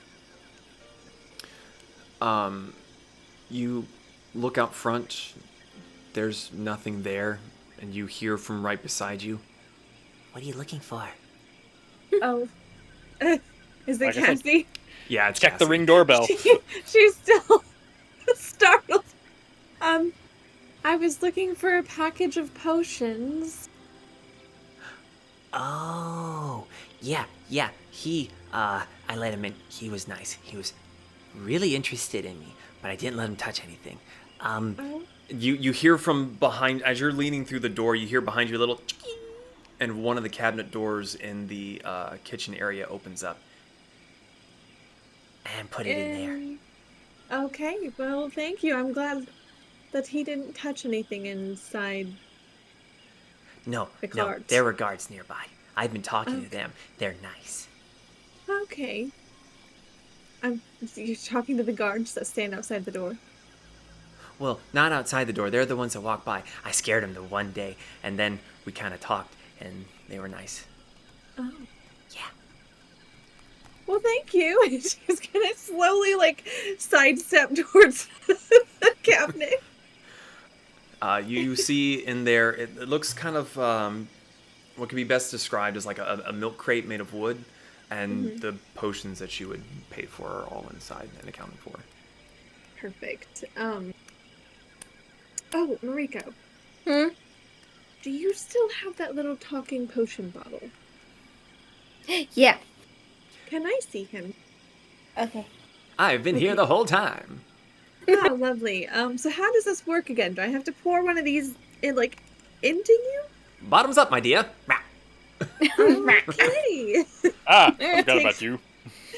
She takes one of the haste potions and she pours it inside of the little talking potion bottle thing. So now she only has 3 left in her inventory. You hear him like over exaggeratedly drinking, just hum yum yum. Ooh, now I can sit still faster. So you would be able to recreate those in the future if need be? I most certainly can. It might take me a minute though. Okay. I'll get there. That works. I appreciate it. And she awkwardly, she's like, okay. And then she hands it back over.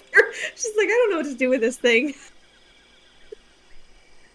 Back into the possession of my favorite person.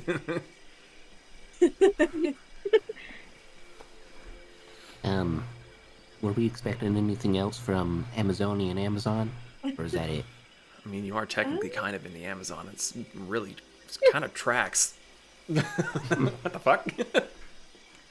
I think. Yep, that's everything Kasumi bought on her shopping spree. I don't know if anyone else had anything. I already got all my stuff. I'm just gonna be quiet now. Okay. Okay, you do that. There's too many inanimate objects talking in here for me right now.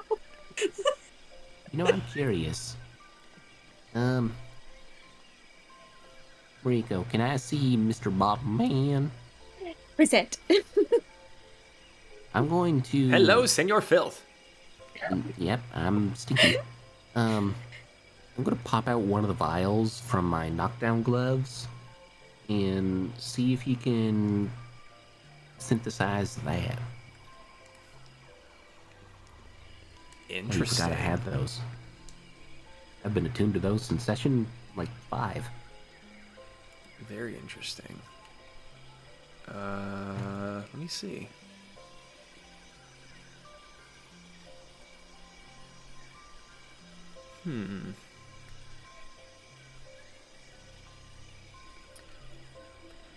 Well, we can certainly give it a try, old boy. Bottoms up. Alright, you go. Okay. You pour it down. He goes, that one had a bit of a kick to it. I will see what I can do. Yeah. I gotta go back in the bag now, don't I? Yep. You don't have to if you don't want to. No, no, no. The pretty one over there doesn't like my presents. Put me in the bag.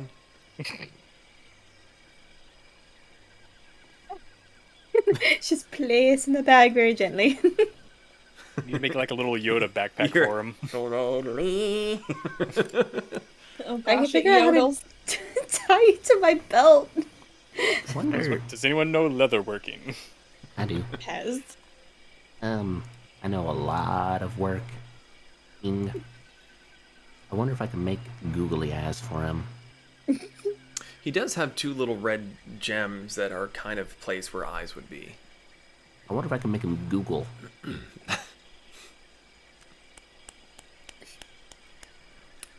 But we still need to figure out who gets which treasure Yep. that the Empress gave us. So, here's my prepositional phrase. I cannot have another attuned item until I grow a level stronger. What's a level?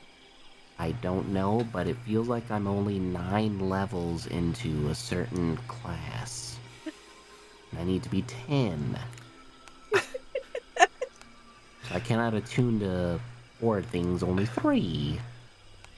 I do not approve of the metagaming knowledge that Pez has of the inner workings of this world. He's become is- too self-aware. You now gain the power to talk Pez to is now the DM Deadpool. directly. Oh god, Pez pool. Pez pool! No, I refuse. It's just the dog. That would be dog pool. Focus. Okay. Good movie. Focus, you moron! I mean, I am willing to trade the knockdown gloves if someone wants to do a little bit of punchy punch, because I'm not giving away my multi-tool or my hat.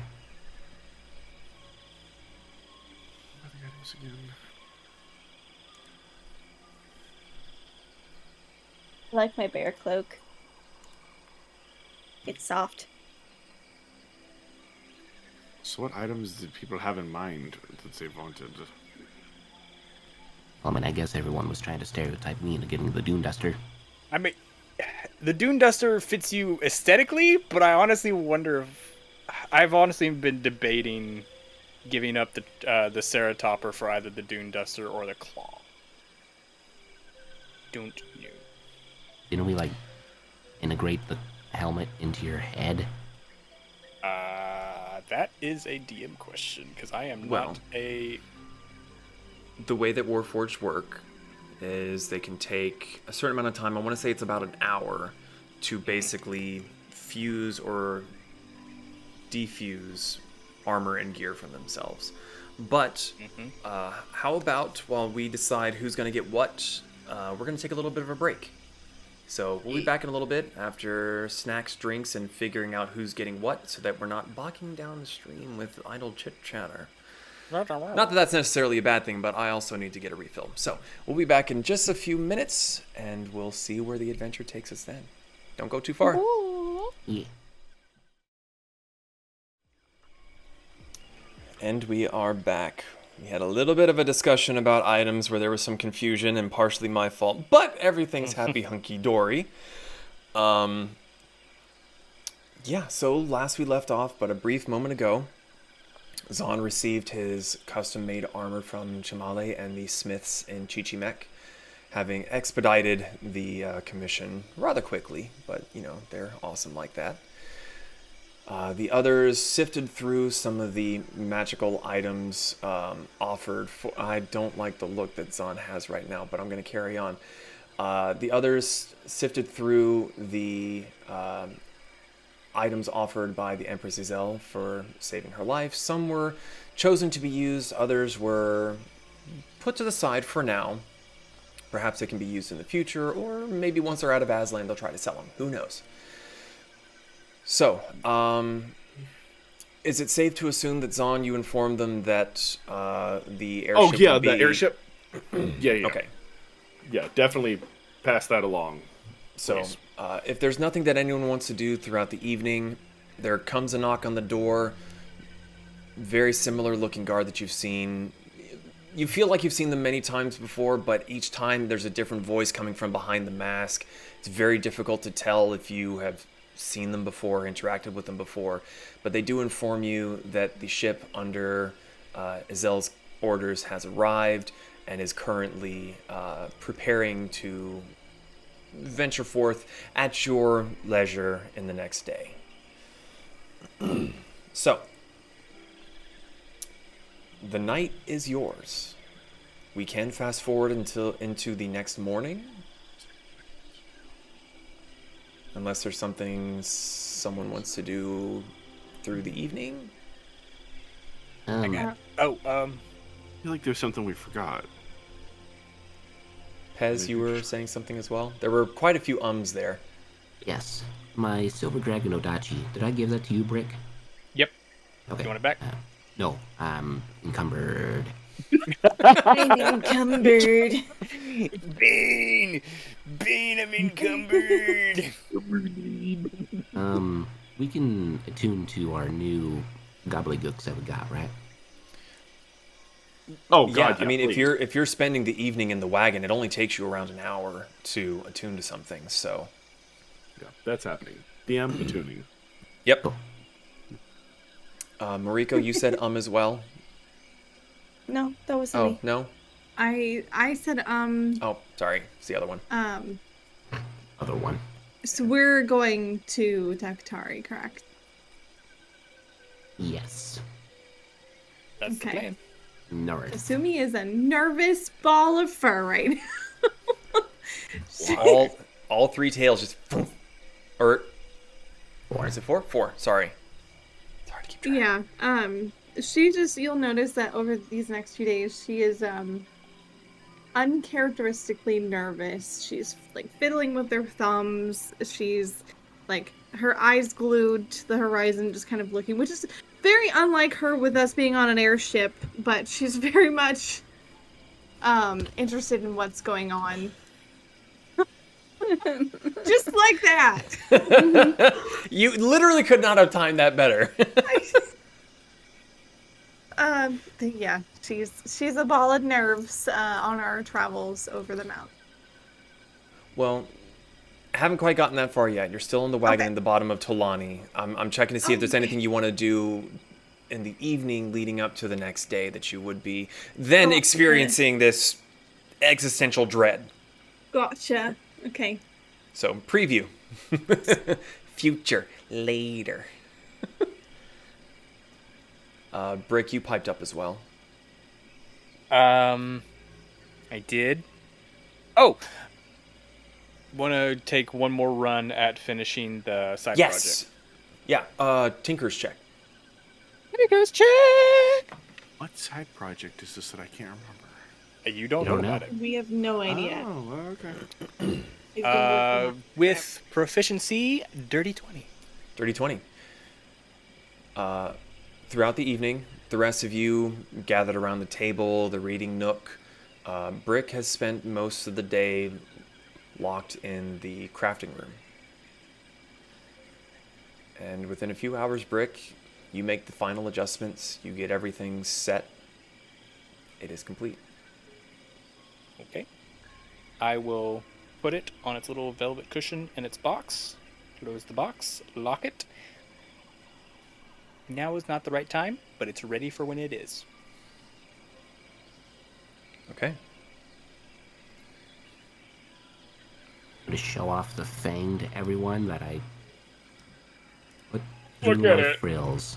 With another piercing. This is pierced. Pierce? Do He you have a has his, little like- ring? Yeah, he has a couple rings on his frills. He has his bounty hunter badge, or pierced. Oh, you pierced the badge to your frills? Really like He stapled. kind of stapled it there. Yeah. Look, Pez is edgy.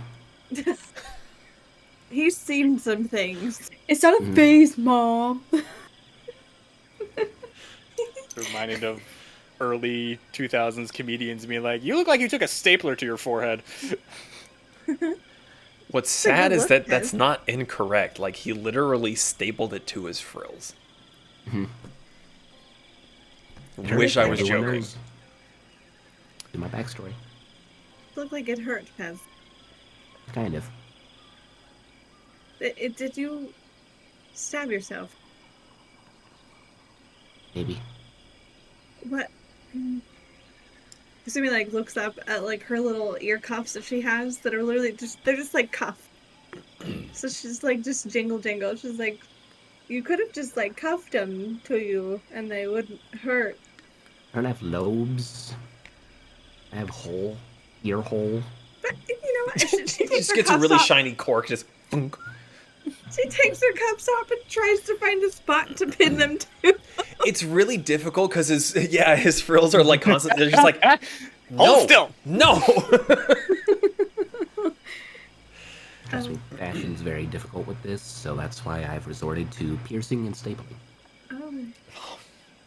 It's a good look. And she puts her cuffs back on. It's a good look. Good God, no, please, God. I'm a supportive friend, okay? Sometimes tough love. That's your job, Zon. No! You guys making me shit when I do that.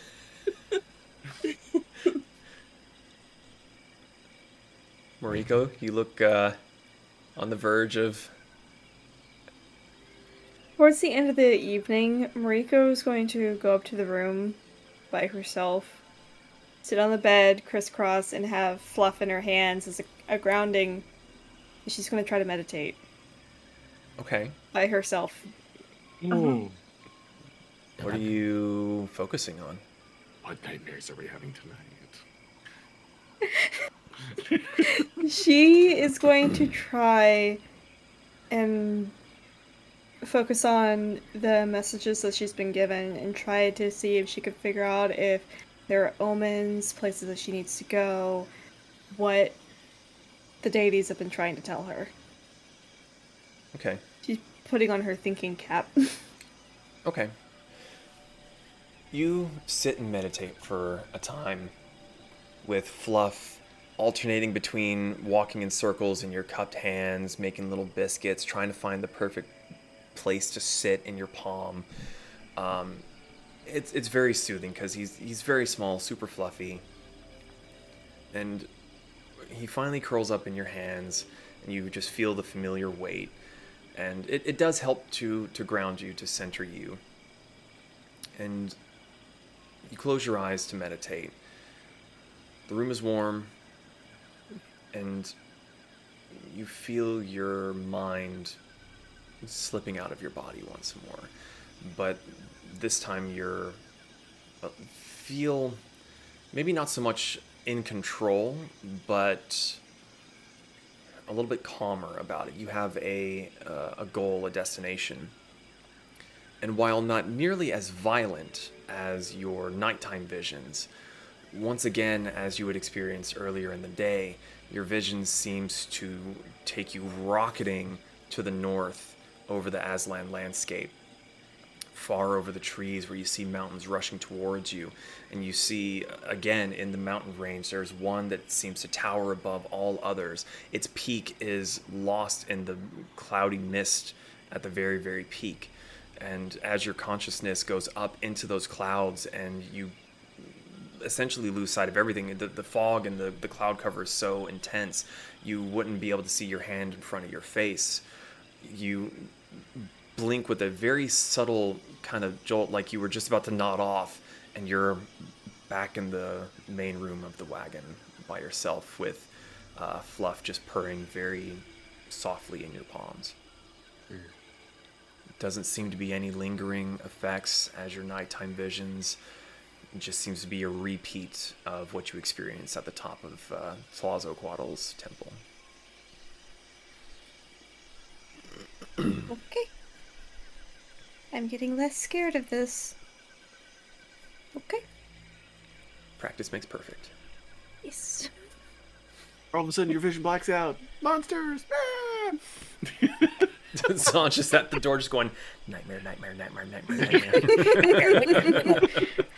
Never do that. That would be mean. Oh, that would be mean. Okay. Just because you're from a weird realm doesn't mean you need to subject us to it. Purple and red, purple and red, purple and red.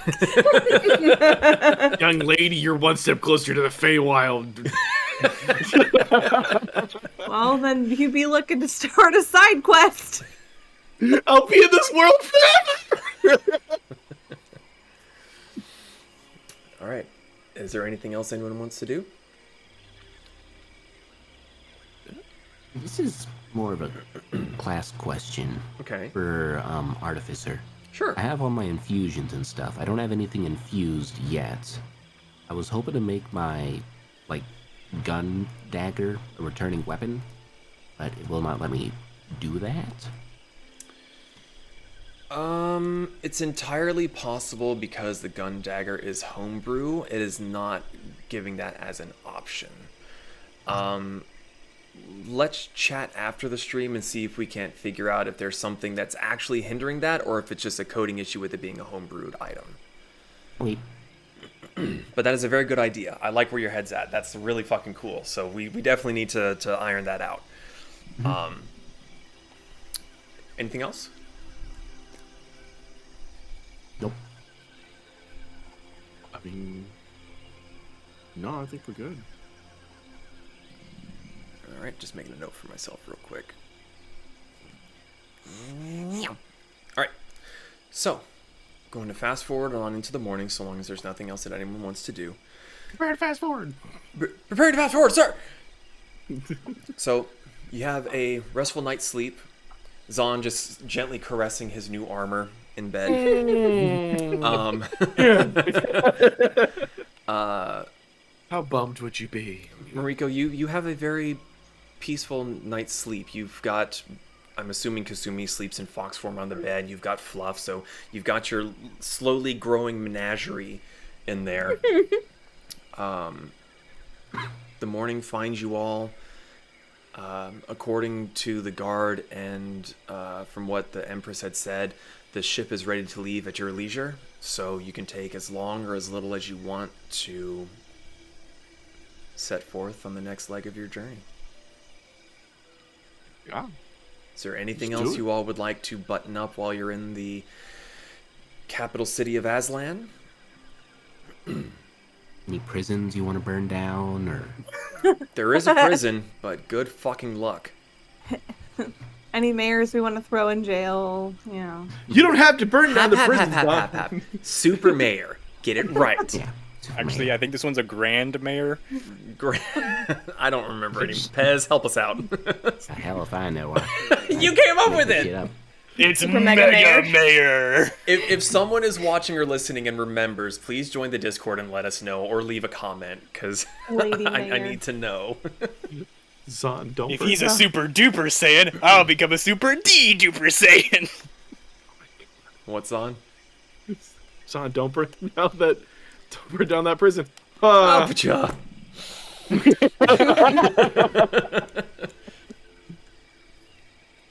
Yeah, we're good though. I have tied up everything here that I can think of. Okay. I'm gonna sit in the captain's seat of the cart and mush my driverless vehicle. We need to say goodbye to the Empress, I guess. Pretty sure she's gonna be at the dock waiting for us. Okay. Do we want to That's better. check? Do you want to be sure? You want to send out your hooter?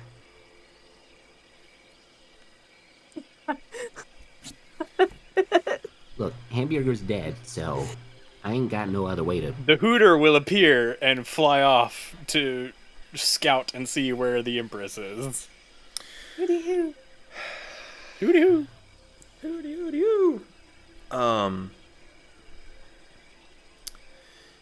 You send Mortar out in search of the Empress, but after half an hour or so of circling around the exterior of the castle, there's no sign of her.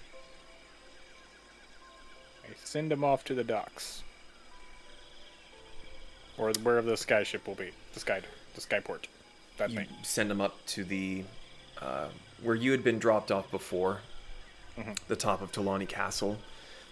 There's no sign of anyone up there. Well, shit. No sign. Nothing. Oh. Not a trace.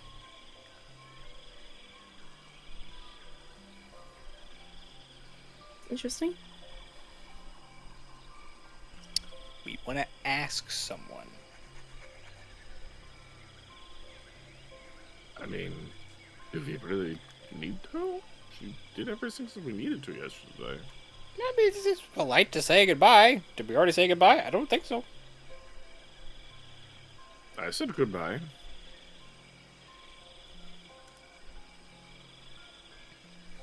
But you were climbing a temple. I was going to talk to the Empress. Do we need to get a guard? I can run one down. Yeah, we'll find a guard. Excuse me. Where's the Empress? And Miss Piggy. You inquire about the whereabouts of the Empress, and you come to learn that she is currently meeting with some of the guild masters of the city, and is currently indisposed.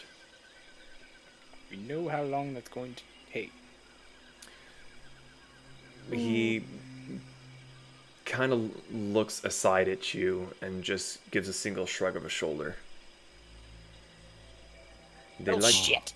They like to talk. We can Seems send like- her a letter. Yeah, send a letter. It would seem like you have to get her next time, Zabrick. Well, She I knew feel we were bad. leaving. I mean, she's Still the one feel that bad. gave us this ship. Rented. Well, I wonder how much one of these will cost. I guess we shall write a letter. Well, there is a custom that some people like to do is they can send them a thank you letter. Just like write a thank you letter and like stab it to a wall somewhere. She'll find it. Hundreds of years from now, when the city is rubble, archaeologists will look at this one dagger on the wall and wonder, Why? why? What were they thankful for? But yeah, Brick will write some sort of like, thank you for your hospitality. We hope to see you again soon. Much prosperity to you and your kingdom. Thank you.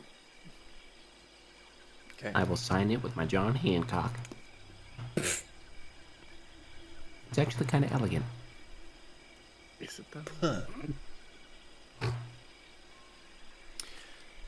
So, as you prepare to leave, one of the guards does inform you that you are to head to the Colatl skyport in the docks district, and you are looking for the ship called the Flying Vine. Interesting. Flying vine. Totally didn't come up with that just now. I know how you feel. No. Made me think of Tarzan. I'm over here like, we're in a dwarven city. What inn do we want to go to? The polished shield. Yeah. Axe. So, climbing aboard your now sentient wagon home, Pez, you getting into the driver's seat. It's a bit odd to be giving verbal directions, but it is also kind of nice to have someone to talk to. Where everyone else usually stays inside the wagon and you're by yourself, you have a pleasant conversation. Gil. Man, a few words. I like it. So, it doesn't take very long to get to the Colatl skyport, but there is a fair bit of attention drawn to you as you have this home moving on its own, seeming to turn with nothing pulling it. There's no yoke, there's no beast of burden, there's no one pulling, pushing. There's just a little small orangey brown kobold sitting up high, just going, Make a left here. But eventually, you do get to the skyport, similar to what you had seen when you were at the Colatl Mountains. It is a freshly constructed spire. A lot of the buildings here have been around long enough that jungle vines are starting to grow on the outside. There's signs of wear, sun-bleached stones, dirt piled up into corners. This stands out starkly to the rest of the buildings that are around the immediate area. And way up at the top, there is a ship that has an intricate set of green designs going along the hull. And just off to the side of it, from way up high, is a series of ropes with a platform heading down. You can see that there's a bunch of workers there. They're moving crates on and off. And there's one person in particular kind of standing, looking like they're keeping guard.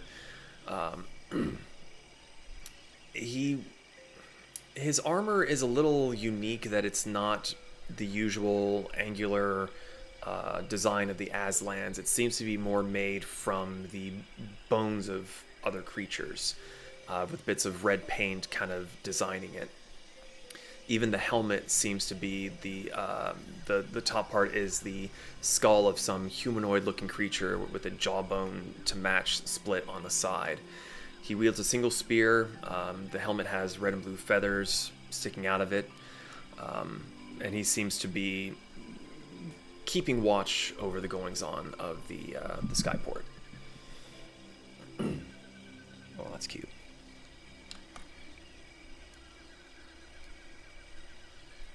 So, what do you all do? Howdy.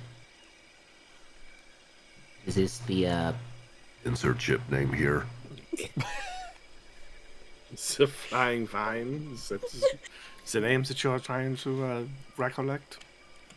what do you say? Flying vine. That was a big word for me. I'm proud of myself. The figure turns to look at you, and has to look up at the seat. I was told that you would be arriving. Yep. And he kind of gestures up with the spear in his hand. That is the flying vine. Whenever you are ready, just park your... He seems at a loss of words of what to call your wagon home. Move it onto the platform and it will be lifted. We call it the shoots and grab, then Veteran touched it. What's your name, pointy man? My name is Colatl. Bill? You coming with us? No. Oh, But we will miss you. you look cool. Hmm. What kind of critter's on your shoulder? Well, dead critter. Skull. It was a herd of beasties ravaging one of the nearby villages back when I was in the military. Yeah. I did not have time to ask what it was, as it was trying to eat my leg. Oh, fair. That is a story you need to find out at some time. If I ever come back, you will tell it to me. Yeah. Over drinks. He's buying. Yeah. But why not? If there are no further questions, please move your device out of the road. Okay. Bless. Anyone else have questions for General Grievous over here? I feel like I deserve that. Kasumi's sitting by the window, she's like, no. Night. Right. Let us be on our way.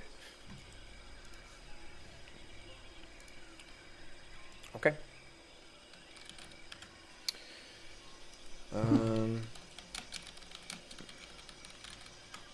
Sorry, checking something. Sorry for the loud clickety clackies. So loud, so distracting. So, You instruct Cassie to move the wagon onto the platform. A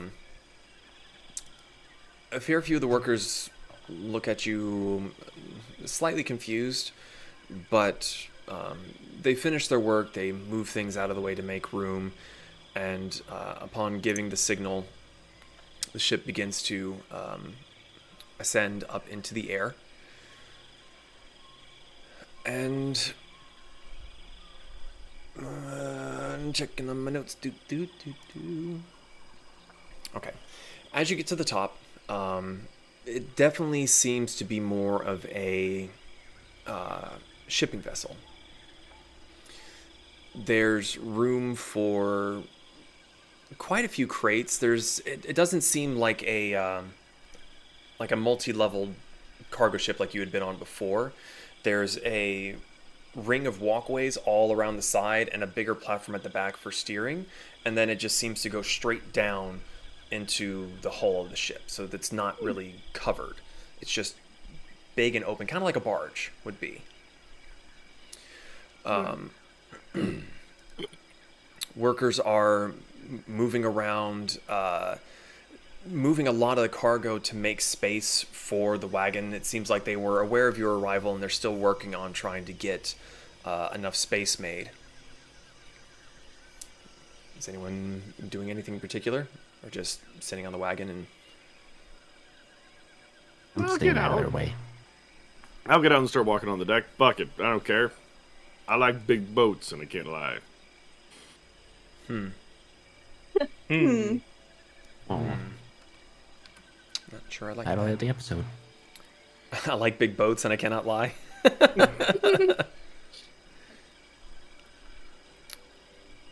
Okay. So, oh, come on, Pan. After a little bit of time, you are greeted by what seems to be a middle-aged man, long brown beard. He's lightly dressed. He has a like a ring around his chest and shoulders to looks like it might be to keep the sun off of him. The skin that is exposed on his arms and his face are heavily wrinkled. Looks like he's been working in the sun for a very, very long time. But he walks up to you, and with a big grin that's... You can't really like see his mouth because of the big bushy mustache and the beard that he has, but you can still tell that he's smiling. Hello, I assume you are the Tempests. He That is correct. Just about to say, you walk up to To the wagon. Oh, okay. He didn't walk up to you because you got off and started moving around everywhere. He went to the wagon and basically talking up to Pez, since I'm assuming the rest of you are still inside. Yeah, we are the Tempests. I have heard of your exploits and the request from the Empress. I could not turn such a request down, so I would say welcome aboard the Flying Vine, but you are not aboard yet. We are making room. It may be a bit more time. The dimensions we were given seem to be a bit off. How so? It is much bigger than we were expecting. And I get that a lot.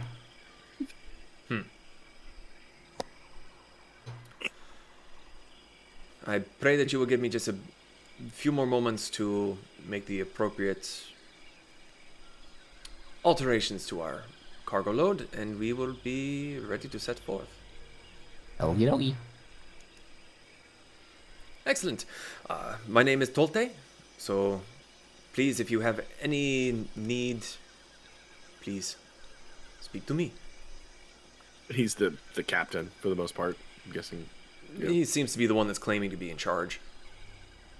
All right, I'll go tell the others. Okay. I hope I spelled that right. I'm going to TOLT. slide back in. You're gonna slide back in. Yeah, like you know when Kermit the Frog just like sucks in furniture. Sucks into the back of the seat.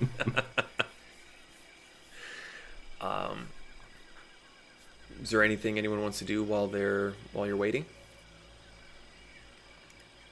So the ship hasn't taken off yet, correct? Correct.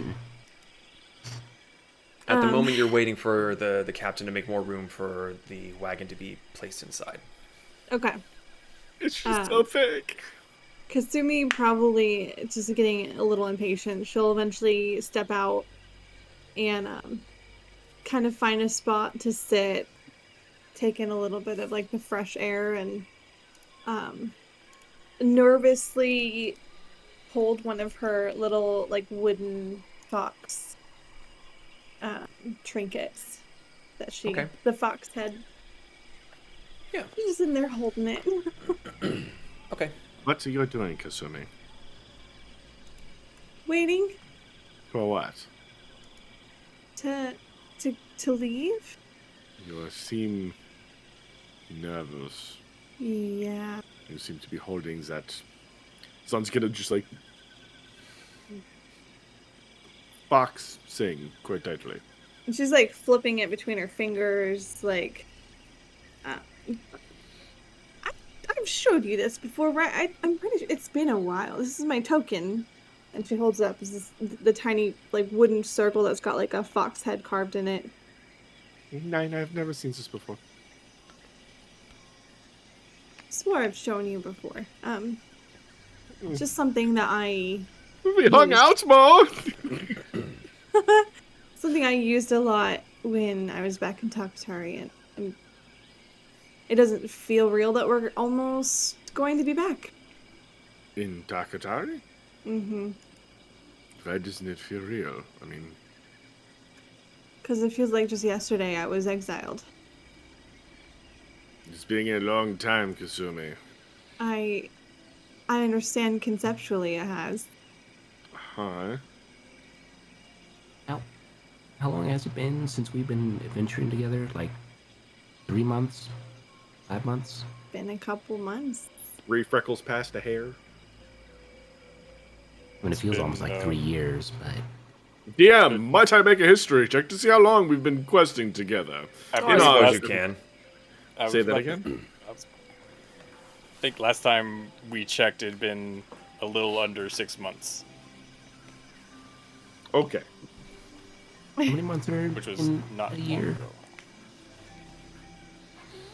I think it's a 10-month cycle. Trying to pull up your calendar. One of the pen things, ain't it? There's 11 months. Well, Kasumi, it will all be... I'd say it will all be over, but that sounds quite morbid. Well, I mean, I was traveling for a bit of time before I met you guys. Must have been horrible. You were 1 day away from being together for 6 months. It's a 6 months anniversary. Party boat! I don't think Captain Toblerone would like that. God damn it. So Keep get adding- some twinkly lights. Keep adding health to the final boss. Well, so wait, so what do you use the token for? Oh, I used to play a game with the villagers, and I would take things and put my token where the thing was taken from, and then hide it, and people would know to come to me to get their item back. So you stole and then bribed them. No, it was a little game of hide and seek. I never stole anything to keep. They always came back. That kind of sounds like stealing with extra steps. No offense. No, because they're not mine. The DM's just... I think your perception of stealing is a bit different because weren't your groups that you traveled with would take things from people's homes and not return them? That's what we call plundering. Didn't that also involve murder? What? Yeah. Arthur. Excessive. Mine All is the time. just a little. It's a harmless game. And that's how I got really good at taking things. And where does that lead you? I got really good at taking things.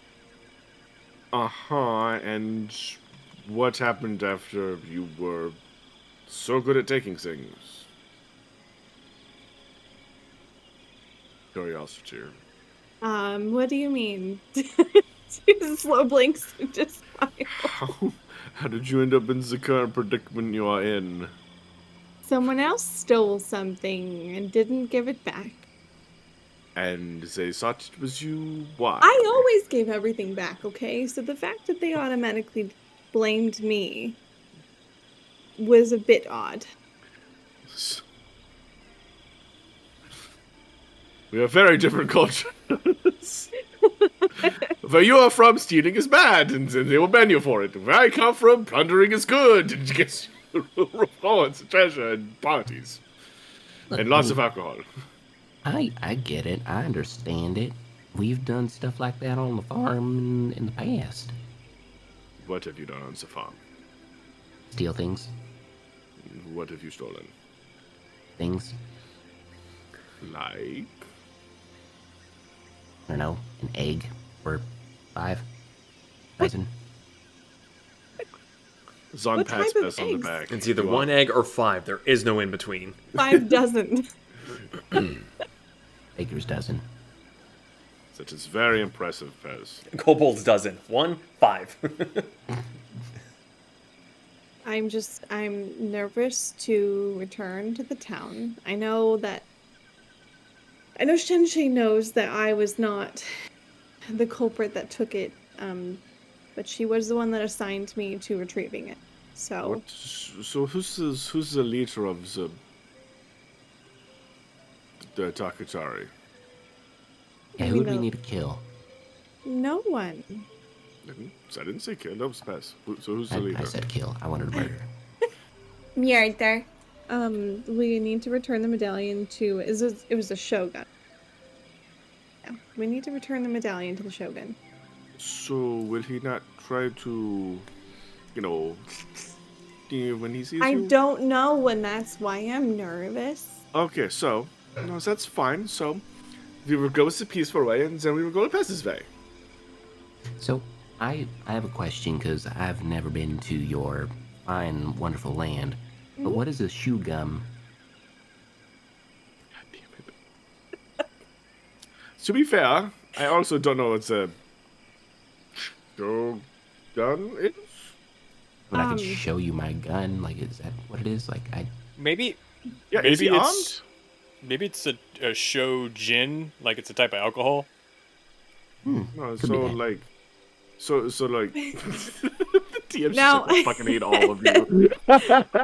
Out of character, I know Kasumi didn't always really pay close attention to politics and hierarchy. Would she remember exactly like what the Shogun is in charge of?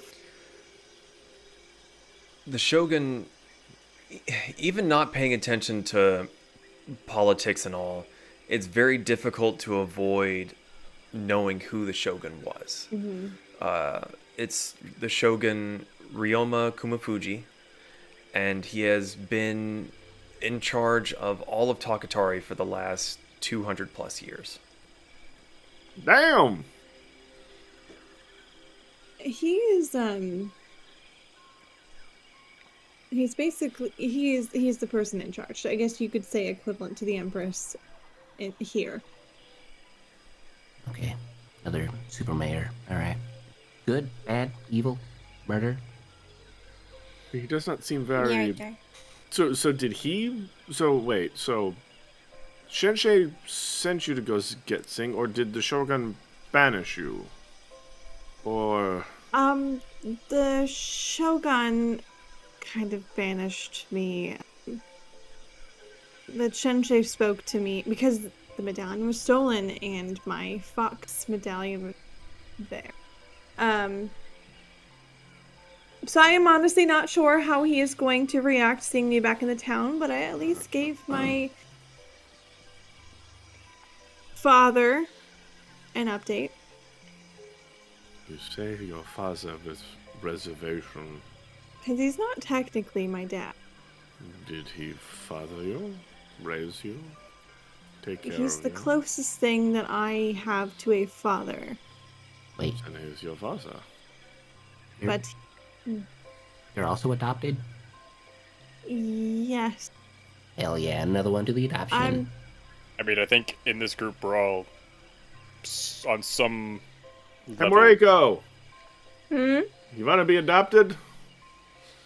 I get a sister? No. No. Oh, Who have would a it be sister. adopting me? I thought You you say that with Zahn such was. a derogatory question. You say that so derogatorily. What? I don't think that's how you words. I am. Common is not my first language? Sue me. I Oh, think here, look. Zahn is offering to adopt you, which means we would be siblings. No. No. Oh, okay. No, here. What I'm thinking is, after we survive this chew gum person, we That's can... not how you say it. That's how Pez says it. We can hammer out some adoption papers. Maybe you want to be a sibling of mine. You can work on the No. farm, or... So okay, to be fair, alright. her parents could be alive. I don't know. And I kind of don't want to get my hopes up just in case they're not. I said could, I didn't say were. So that's always a possibility. I don't want to get my hopes up. Besides, how would they even recognize me? I'm no longer looking like how I did when I was small. I mean... So to be fair, if I go home, I'm pretty sure my father will still know exactly who I am. I don't know. Well, I also wasn't born pink. Yes, but... I don't know. He wasn't originally white. Yeah, Fair. I wasn't originally white. I don't But have are there family other anymore. beings like you in this plane of existence? Are there beings like you in this plane of existence? I mean, I'm an elf, so yes. Are you a pink elf? Are you colorblind?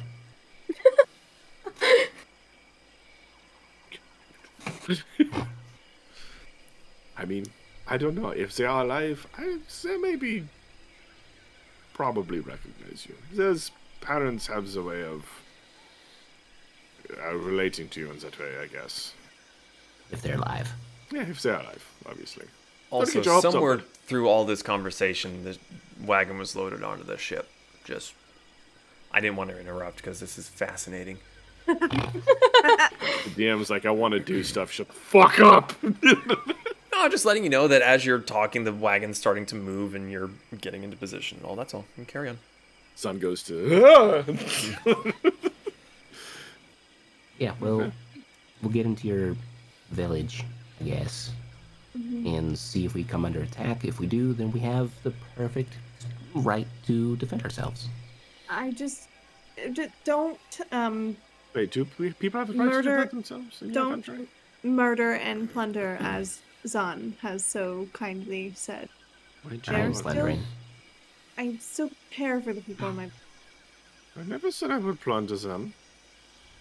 Okay. Yet. You see, there's that yet. Listen, if they try to kill me, and, you know, they have something on them they want, it's their problem. They are dead. They're not going to use it anymore. Oh, this is why I'm nervous. Okay. You want to take the reins on this? You want to be the leader of the Tempests for this section of your And we are all homeland? equal leaders in this group. I don't remember that in our contract. I promise to be good. I'm not concerned about you, Maria. You're the least Scouts of on. my concerns here. Am I a concern? Yes. That's fair. Yes, you're also a concern. I don't know why. I never said I wasn't. That is a good point. I know I have a problem. I'm gonna make I it identify- everybody's issue. But I think we should... Okay, Wait, so... we need to get on the ship, and I thought we were on the ship. I was standing outside. Oh. Yeah, okay. Time to get on the ship. Tally ho! Get on the boat, get on the boat, get on the boat. Bye, Grievous. See you next time when Zom buys you a beer. Oh, he's way down at the bottom of the tower now. I yell to him longingly. Good luck with Trying your to look in robot his army. beautiful eyes. Okay. So you all load up onto the ship, and after maybe another 30-ish minutes, 45 to an hour, the ship is ready to set sail. It will take a few days sailing across the jungle canopy to get to your destination.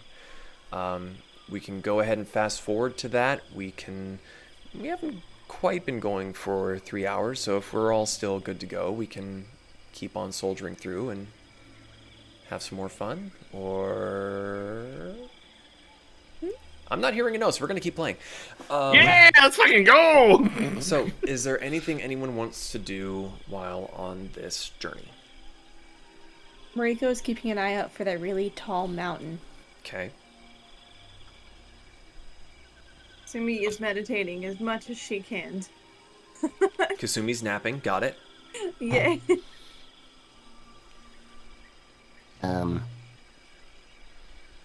I was gonna say I was gonna take over Hamburger's job of being the rat catcher, since he's dead. But I'm Reborn. gonna be snooping around with my anti-disguise goggles and just seeing if there's something sus about people or things. Okay. You're left fairly well alone. No one really bothers you. Compared to being on a ship that's on the sea, the personnel needed to operate one of these sky ships is far fewer, and especially once it's in the air, a lot of it is handled mechanically from the captain's position. Every now and then there's something that needs to be handled by someone in person, but for the most part, you're not really bumping into any of the workers. You running around with your goggles, you don't see anything really amiss. No one's pretending to be someone that they're not. A few of them kind of look at you and kind of like point and chuckle because, it's, big googly goggled eyes on this lizard person that's just scurrying around everywhere. Otherwise, you don't see anything off. Just the usual with Kasumi not looking right.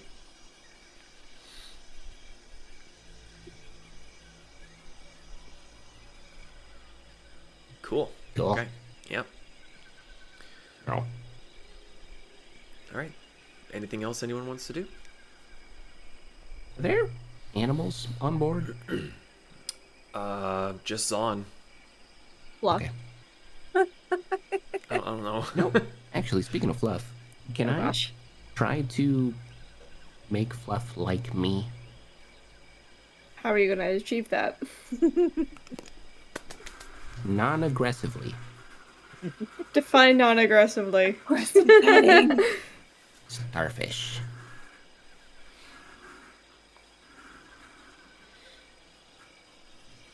Alright, cool. I'm just on the floor starfishing. Fluff never really leaves Moriko's side. Some places. So basically, Moriko is just sitting there petting Fluff. Pez walks up and goes, "Hi." Boof, and just falls backwards starfish, just asserting dominance from the floor. I'm not hearing a no. I imagine Fluff just doing that like aggressive lick. Just Yes. Oh, please. One of my saved gifts. Nope, Of course it would be. Where's it? There it is. Wow. okay, so if there's nothing really wanting to be done, we can fast forward the next 2 days. Sure. Cool. The winds are favorable. Wait, it doesn't have sails. It does have sails. The sails are full of air. Tally ho to our destination. Technically, everything's full of air. Especially my brain. So, around the middle of the day of the second day of travel, you see, well, that Brick and Moriko have seen the mountain that they'd seen in their vision.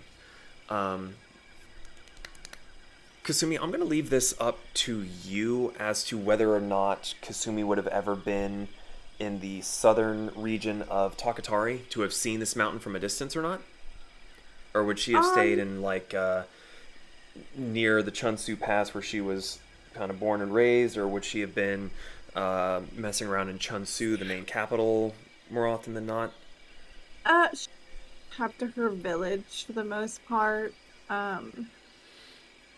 Because that was close to her little hidey hole and near the summit. So I don't think she would have gone close to the Okay. So then I would at the very least say that you were aware of this mountain being there, as it is part of your religion's lore. Mm-hmm. You have never seen it before, but as it comes over the horizon, you hear some raised voices kind of just pointing it out and just being able to see it from this distance and this elevation. It is a mountain spire that towers over the rest of the range. It's very easy to see this particular feature of the landscape. The curious part is there's a ring of clouds that encircle the top and obscure the rest of the mountain from view. It seems like it'll take the next little bit of time to get anywhere close to it. Brick, I need you either make a wisdom saving throw or allow it to happen. So I'm looking at this mountain with her, I'm guessing? You're not like moving towards the mountain. The mountain is in the general area, but you are looking... I mean, you are able to see the mountain. Yeah, man. And I would have been on the lookout at it. So I'm guessing I feel something in the back of my head. There is something. It ain't my gun. Yeah, sure, why not? What the fuck? You're letting it happen? Open mind! Okay. You explode. Nuclear bomb. Party's dead. Starting campaign 4. Oh. Speak to me! So, you don't really hear a voice, but you begin to lose control over your body, like someone else is in control. Brick and the other members of the crew begin to move rather robotically.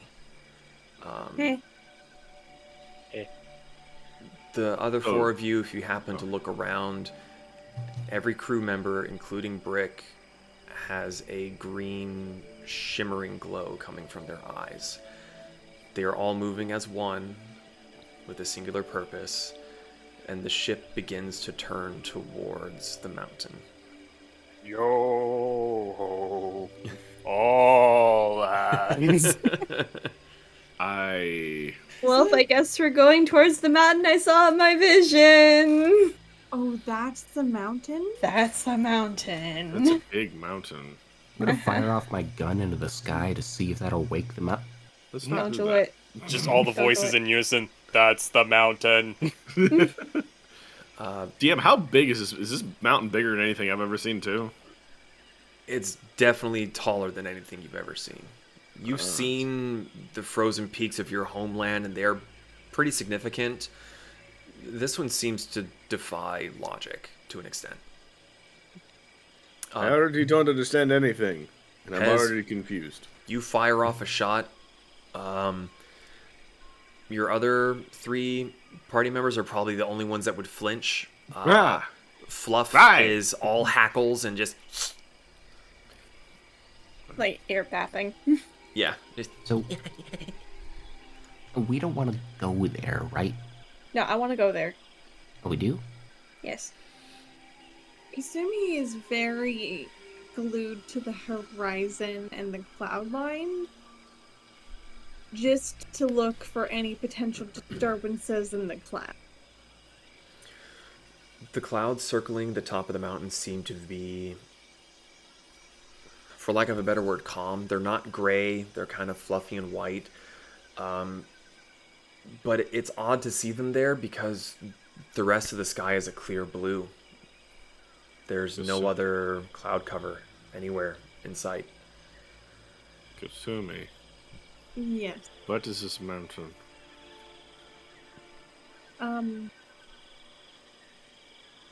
I remember a little bit about.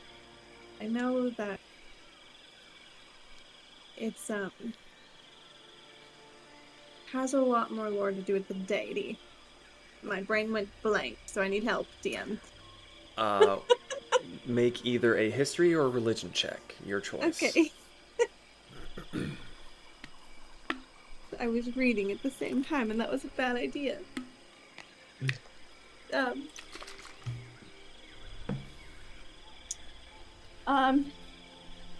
Okay. 13. 13. You know that this mountain is known as the Lover's Mountain. It's supposed to be the home of Colatl and Shenshe, where they both meet to be with one another. With it being on the border of the two countries, it is seen as a neutral area for both the Takatari people and the Aztlans. This is the mountain of the two lover dragons, the two deities from the two different regions, are said to live. Huh. The backyard cat is here attacking a cicada. Oh, Kate.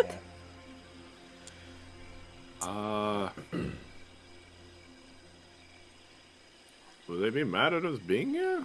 Also, actually, now that I think about it, the whole crew being, for lack of a better word, mind controlled.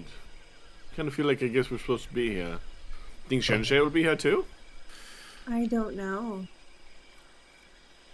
Well, when Brick and I prayed at the temple, we were given the vision of leading to the mountain. I think that was Colatl saying that he wants us to go there. That's why the crew is being controlled.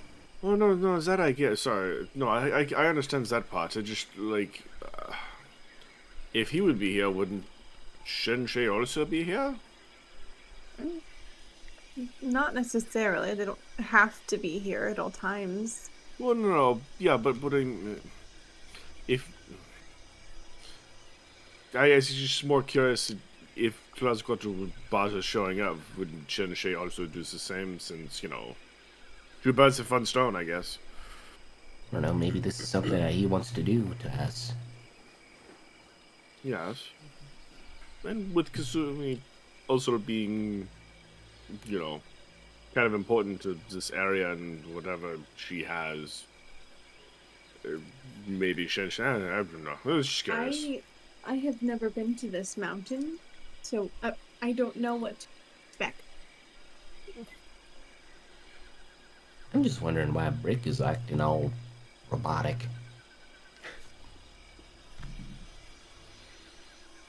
Brick, domo arigato? Has asked yourself that question again, but slower. I forgot what I asked, so Thought gone. There it goes. whenever I talk, it's just word vomit. My brain is disconnected 90% of the time. I'm just as surprised as you are. That makes a lot of sense, really.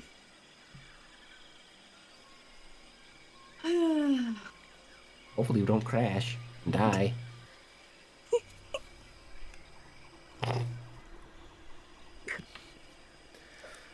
Right. No promises. So, a good little while goes by. The ship seems to be going further and further up. Where before, for the last few days, you've been going in just a straight line. As you have turned towards the mountain, you were starting to ascend. You're getting closer and closer to the ring of mountains that seem to cling to the top of the spire.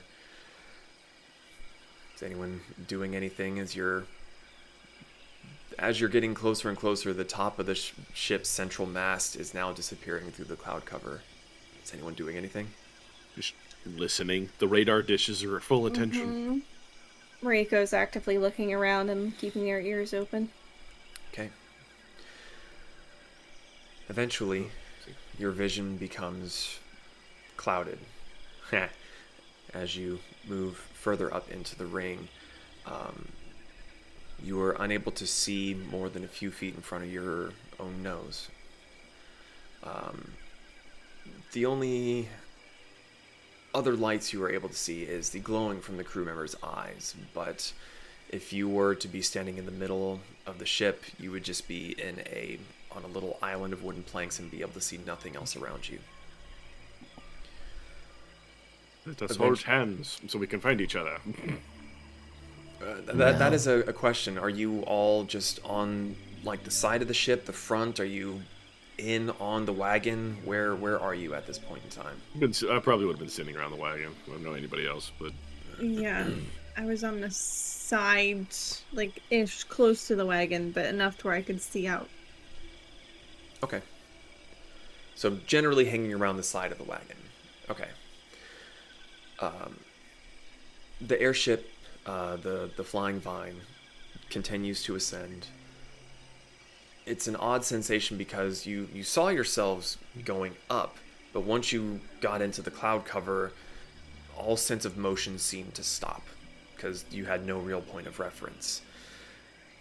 Eventually, the ship surfaces on the other side of the clouds, but where you had once been in a clear, cloudless blue sky, when you breach the top of the cloud cover, all you can see is clouds as far as the eye can see, and it now seems to be sunset. The sky is just an ocean of oranges, yellows, and purples, as if the sun just advanced through the sky, and it is an absolutely gorgeous sunset.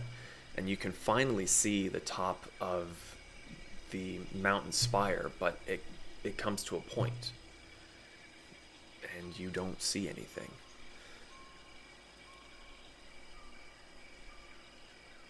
Okay. Hello?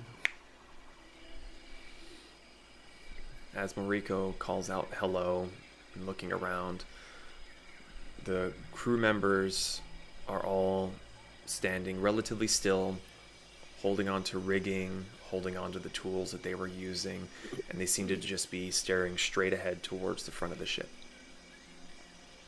Brick, it's around this time that you seem to come back to your senses, and you had been on this ship, blue sky, pretty jungle below you, but now you're looking around and you are literally sailing in a sea of clouds with the one mountain spire and the sunset. Welcome back, Brick. What happened? We don't know. You got possessed. Yes. All right. You know, thought about resisting, but I was like, meh, this could be interesting. Yeah, don't do that again, but good job. So I'm gonna look where the crew's looking. Yeah, same. I'm looking too with my anti-disguise goggles. Okay. The clouds are disguised as what? Other clouds. Are we where I think we are? Yes. Young clouds.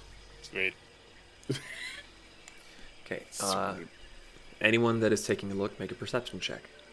Okay. Perception. First roll of the night for Pez. 22. Tempted to make you roll a D100 just so you can pull out the rock. For me? Yeah, just I can. roll. No, roll like normal. It's not a boulder. It's a rock. Perception? Where's my perception? Precisely. God damn it. Well, what'd you all roll? 25. 25. 22. Mm-hmm. 24. Okay. 7. 7. And 10. Brick and Kasumi, you are the last to see this. Moriko, Pez, and Zon, you look in the direction that the crew is staring, and you see the clouds in the distance move slightly, as if a wave. The clouds kind of bulge up and then sink back down again. Then a little bit closer, it bulges up once more. And this same rippling seems to be getting closer and closer. Eventually, as it gets to maybe a couple hundred yards away from the front of the ship, it splits off into 2.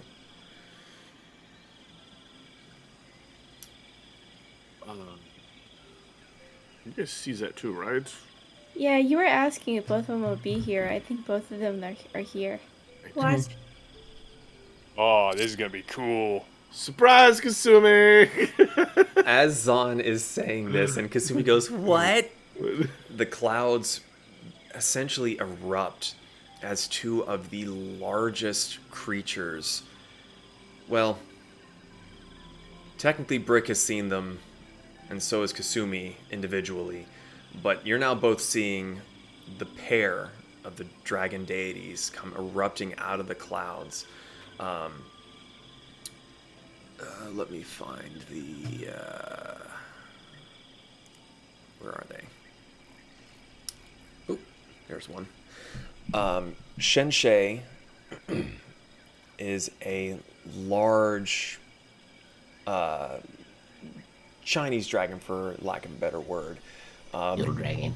Big noodle dragon, flaming red hair coming off the back of the head and underneath the chin, all around the spine, with 2 front legs, no hind legs.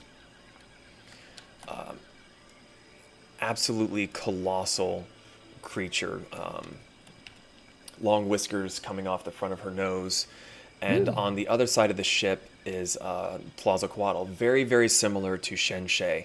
Just the 2 front legs, but where Shenshe is golden and orange with fiery motifs about her, Colatl has brilliant emerald green scales, long green feathers coming off the back of his head with a hooked bird-like beak, where Shenshe is just seems to be flying under her own magical abilities.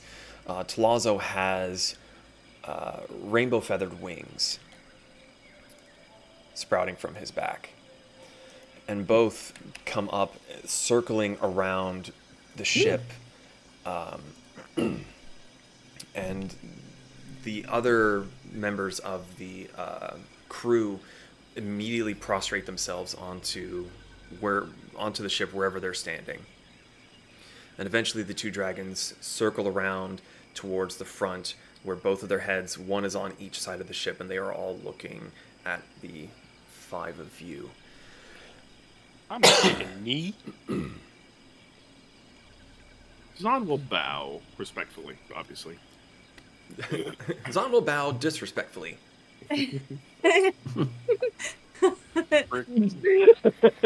Brick's taking a knee, just like, okay, yeah, oh fuck. Marika's gonna go on pure instinct, and she's gonna just sit on her knees, kind of like how Japanese sit, just respectful, head down. Kasumi's a little stunned right now. She's a little stunned, frozen, with her hand on her medallion, and she's got her eyes as wide as possible and her mouth open. She's like, Shenshe! She does eventually drop down to her knees, and she's just like still a little stunned, frozen right now. I'm just standing there, not knowing what to do. I just tip my hat. Howdy doodly. My lady. So, the pair seem to regard you all for what seems like an eternity, but it was really just a few seconds. The first voice you all hear is more feminine in nature, but is deep and resonates, and your whole body seems to shake just by the sheer volume of it. Shenshei's mouth is not moving. This seems to just be her pure physical presence is speaking to you.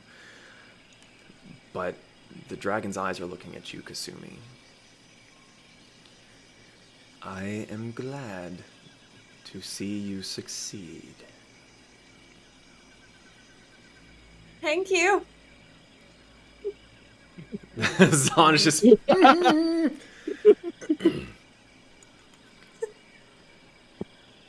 You are so close to the end of your journey.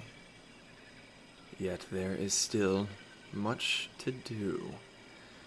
And you hear from beside her an even deeper voice that seems to make your bones vibrate. You can hear Brick just like like just against his will. Few screws pop loose. Much left to do. Much dangers to face. I mean, tell it. What do we need to do? First, a reward for Kasumi. And the dragon's head gets right up next to you, Kasumi. I mean, you could, in an instant, Shenshei could swallow you whole. This is how large her head is. Her nose breath just pushing her hair. Yeah, just woof. Yeah, spicy tacos. One of the long whiskers extending from the front of her snoot comes over and gently touches you against your forehead, and you feel a surge of energy pass through you. You're not able to notice it just yet, but the rest of you do.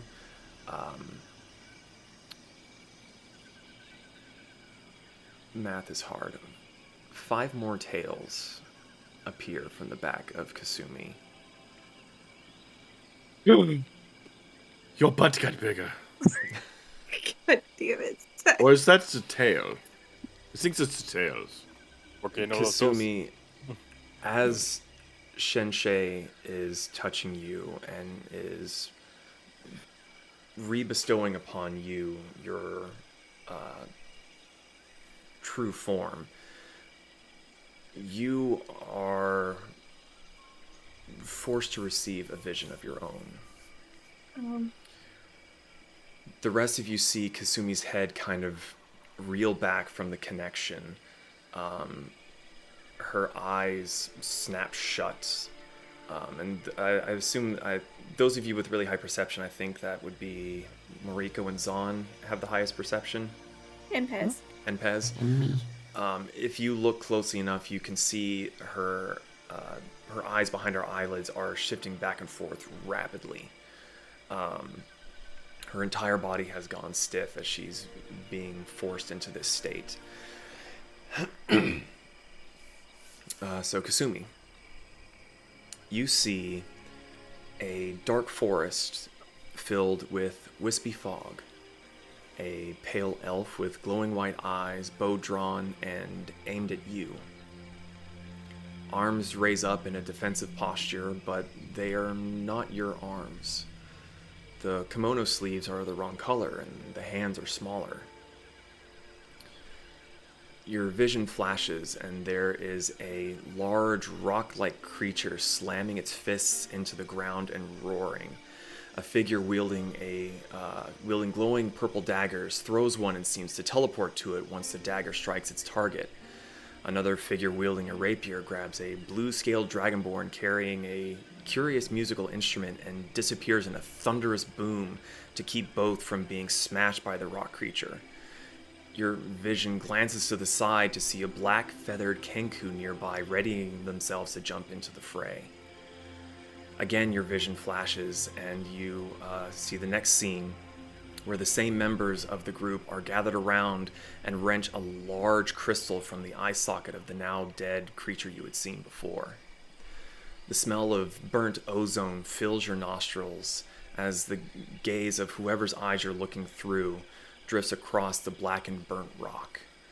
This scent is immediately overshadowed by a nearly unbearable need to take this gem that you see for yourself. You want it as you see one of the other members of the group pulling it free from the face. And as the person whose eyes you're looking through turns away to quell the urge, the vision changes once more. You're higher up now, traveling across an expansive plain. You see the face of the man who had wielded the rapier right beside you, much like when you were riding on someone else's shoulder. Looking ahead, you see a village far off in the distance that seems to be at a crossroads. Again, the vision changes and flashes forward. There's a woman sitting in a tavern.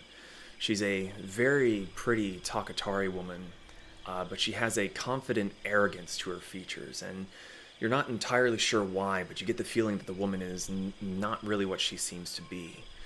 The gem is handed off to her, and again, you have that almost unbearable desire to take the gem as if it belongs to you, and the vision fades once more.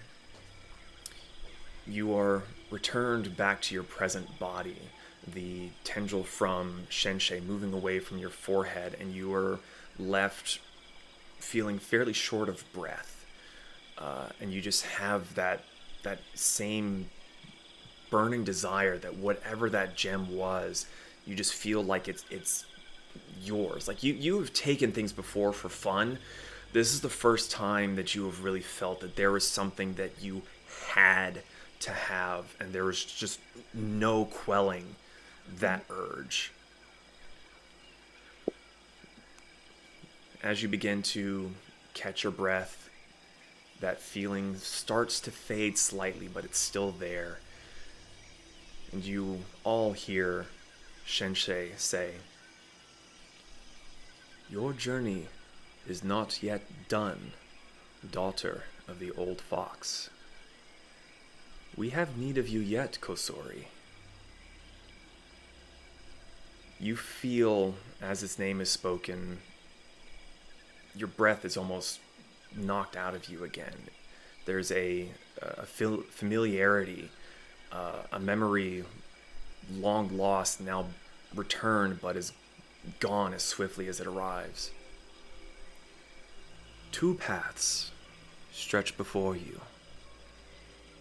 Your adoptive land suffers and is in need of healing. And Moriko, as Shenshe says this, you feel that rumbling hunger in your gut that was very, very similar to what you were experiencing at the end of your visions. Though the woman carries with her something that is yours by right. Colatl speaks up now. These paths need not be singularly chosen. It is possible for both to be traveled, but know that delaying over long may be detrimental to one or the other. The face of Colatl now turns towards you, Brick. Rise, creation of the turtle and the dwarf.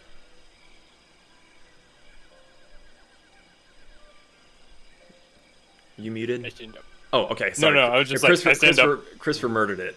It was just like, You have trials ahead of you. And I respect your desire to protect that you call your family. I wish to bestow upon you a gift to aid in your trials ahead. Though we may not be able to assist you under the orders of Colatl, we will help you as much as we can. And you see one of Tlazzo's claws reaches up and rips a scale from his own body. And as he's handing it to you, golden filigree seems to shift around the rim of it, and a bright green gem appears in the center, and the scale seems to turn into a shield of some sort. Where'd you go? There you are.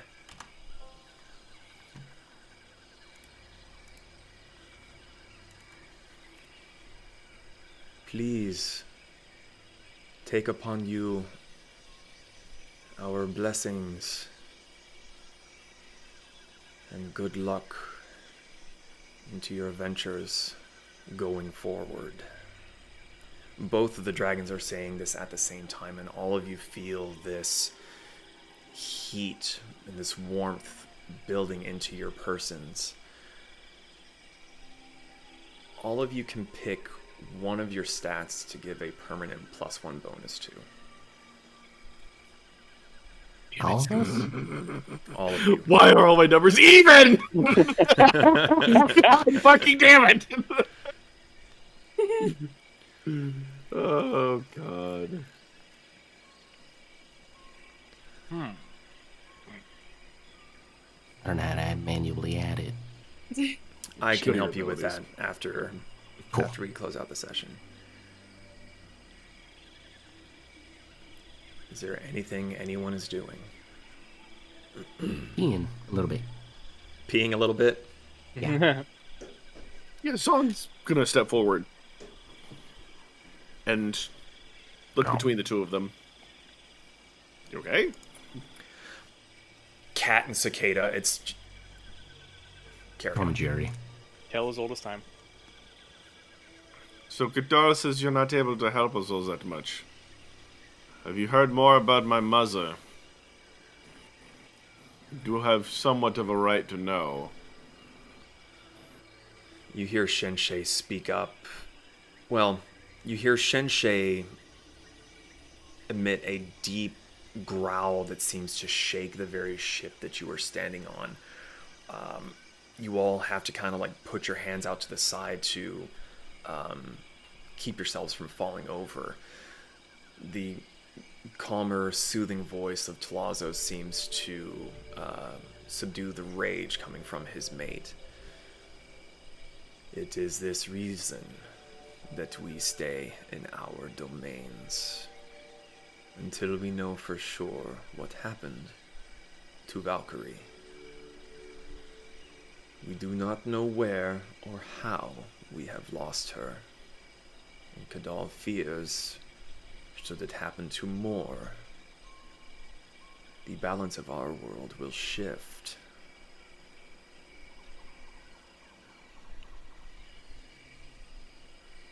You It see is Zon's not- face. I'm sorry. It is not that we wish to withhold, but we cannot share what we do not know.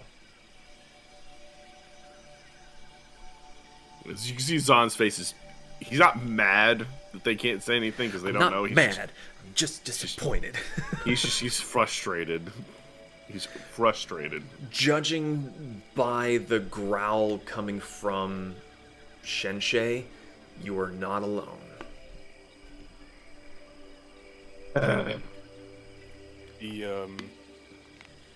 The servants of the entity, they're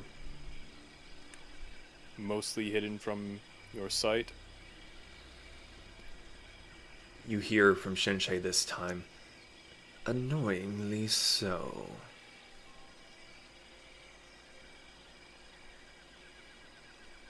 The one that they serve is powerful. Unfortunately, I know. You hear them both look at you, Zon, at the same time, and they go, "We know." Little bit of poo might have come out. I have I'm sorry. a question. Yes, daughter of the fox. What is my best petting for this gem? The woman was given the gem in the town of Colatl. We do not know if she yet lingers. She was fond of the region and has enjoyed flaunting her wealth.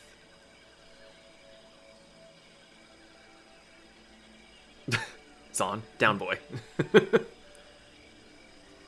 I'll find it.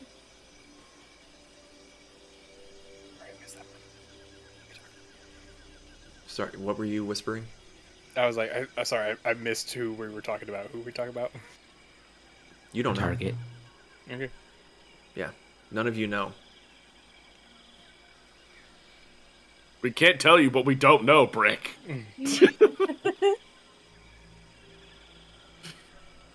I'll return the medallion. It's where we're headed. If the trail runs cold, head home and see if she has passed. Okay.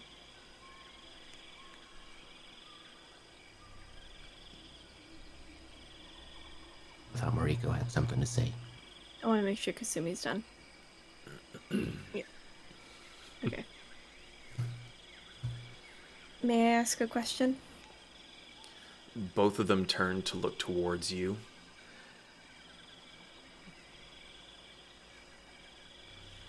Ha. Oh shit, I never thought I'd get this far.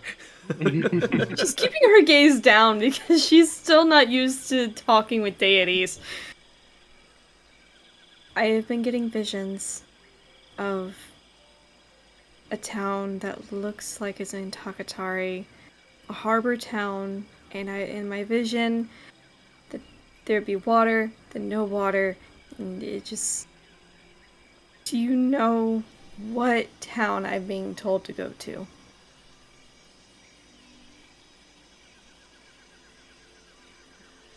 The two lift their heads and look at each other for a moment, and then back to you. The towns surrounding the Kudong Harbor are many and unnamed. It may be difficult to find the specific place that Erin is pointing you to. Okay. Thank you. I would look at Moriko. You don't remember any specific landmarks or... DM, do I? Considering that you have a severe amount of PTSD, yes, it's very fresh in your mind. There are no specific landmarks. You remembered seeing some basic ramshackle fishing huts. Nothing that really stood out as unique. I mean, unique to you because it's not a building style that you were familiar with, but it's not like one had a bright red roof and everything else was like greens and browns. It was just a slew of buildings around the water's edge. But yeah, no, nothing to singularly point anything out, unfortunately. Okay. No. It just looked like a bunch of rundown fishing huts. I have a question. Woof. Both my eyes just like look at them both. Scheiße. Y'all know if my sister's doing okay, or can you not really see over there in Coyote Land? You see Tlazo lift his head and seems to look towards the west. And after a brief moment in time, we believe she is okay.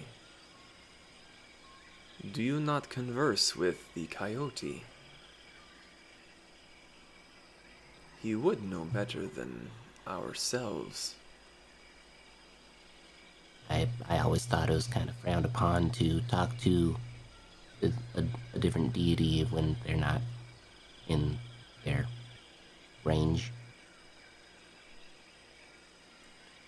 I can assure you, we are pleased to hear from ours, no matter where they are. Even Shenshei speaks up.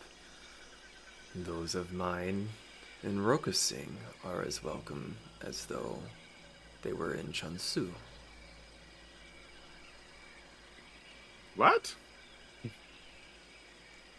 The large head looks towards you, Zon, and you just go, what? Well, maybe you'll get a visit from Mr. the Coyote soon. I don't know. Hopefully he doesn't pull any pranks on y'all.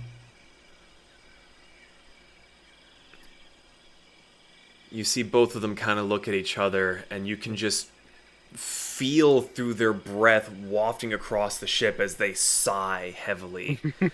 And they both begin to, turn and dive over the sides of the ship back into the cloud cover again. And as the two dragons begin to disappear below the clouds, the ship begins to drop fairly quickly, unsettlingly so. You hear more about my mother, you tell me! Terror. As Zon is screaming obscenities about money, Kasumi and Moriko are probably screaming. Oh, mother, sorry. I thought I heard money. My bad. I mean, come on. I had a 50-50 chance. Fair. As I don't see anything. My grill's just umbrella. Oh, God. Just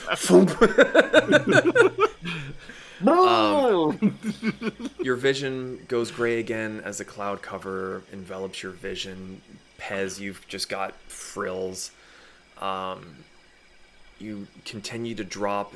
All the other members of the crew begin to slowly stand up as if there's nothing wrong. Their eyes are still glowing green.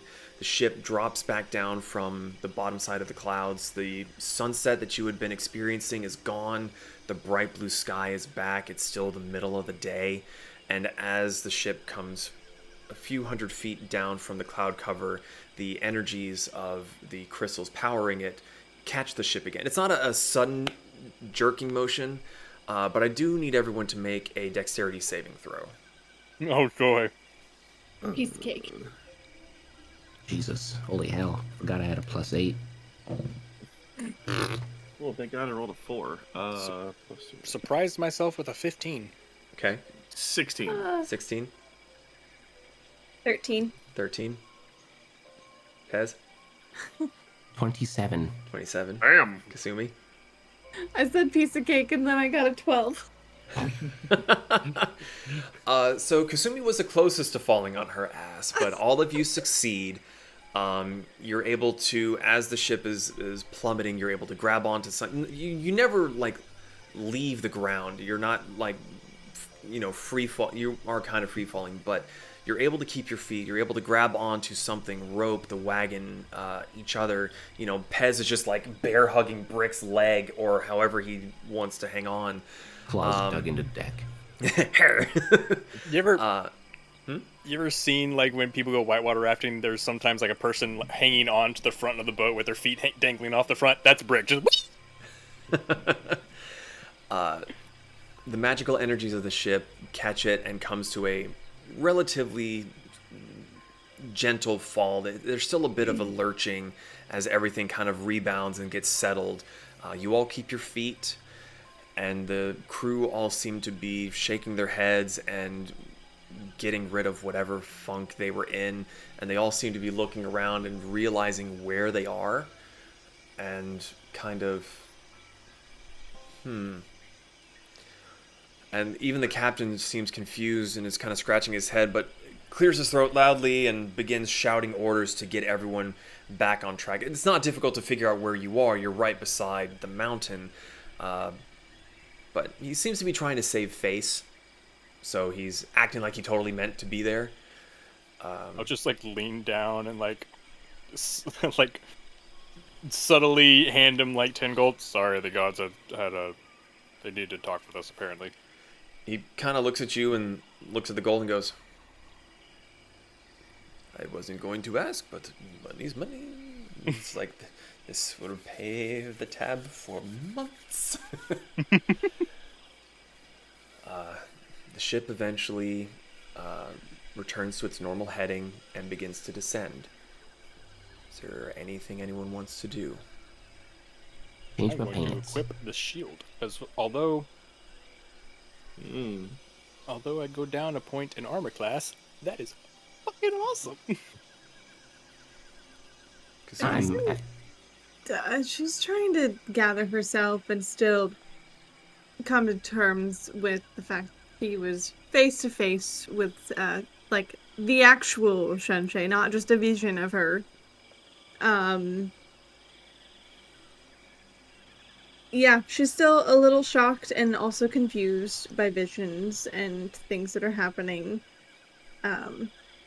So she's kind of just trying to gather herself.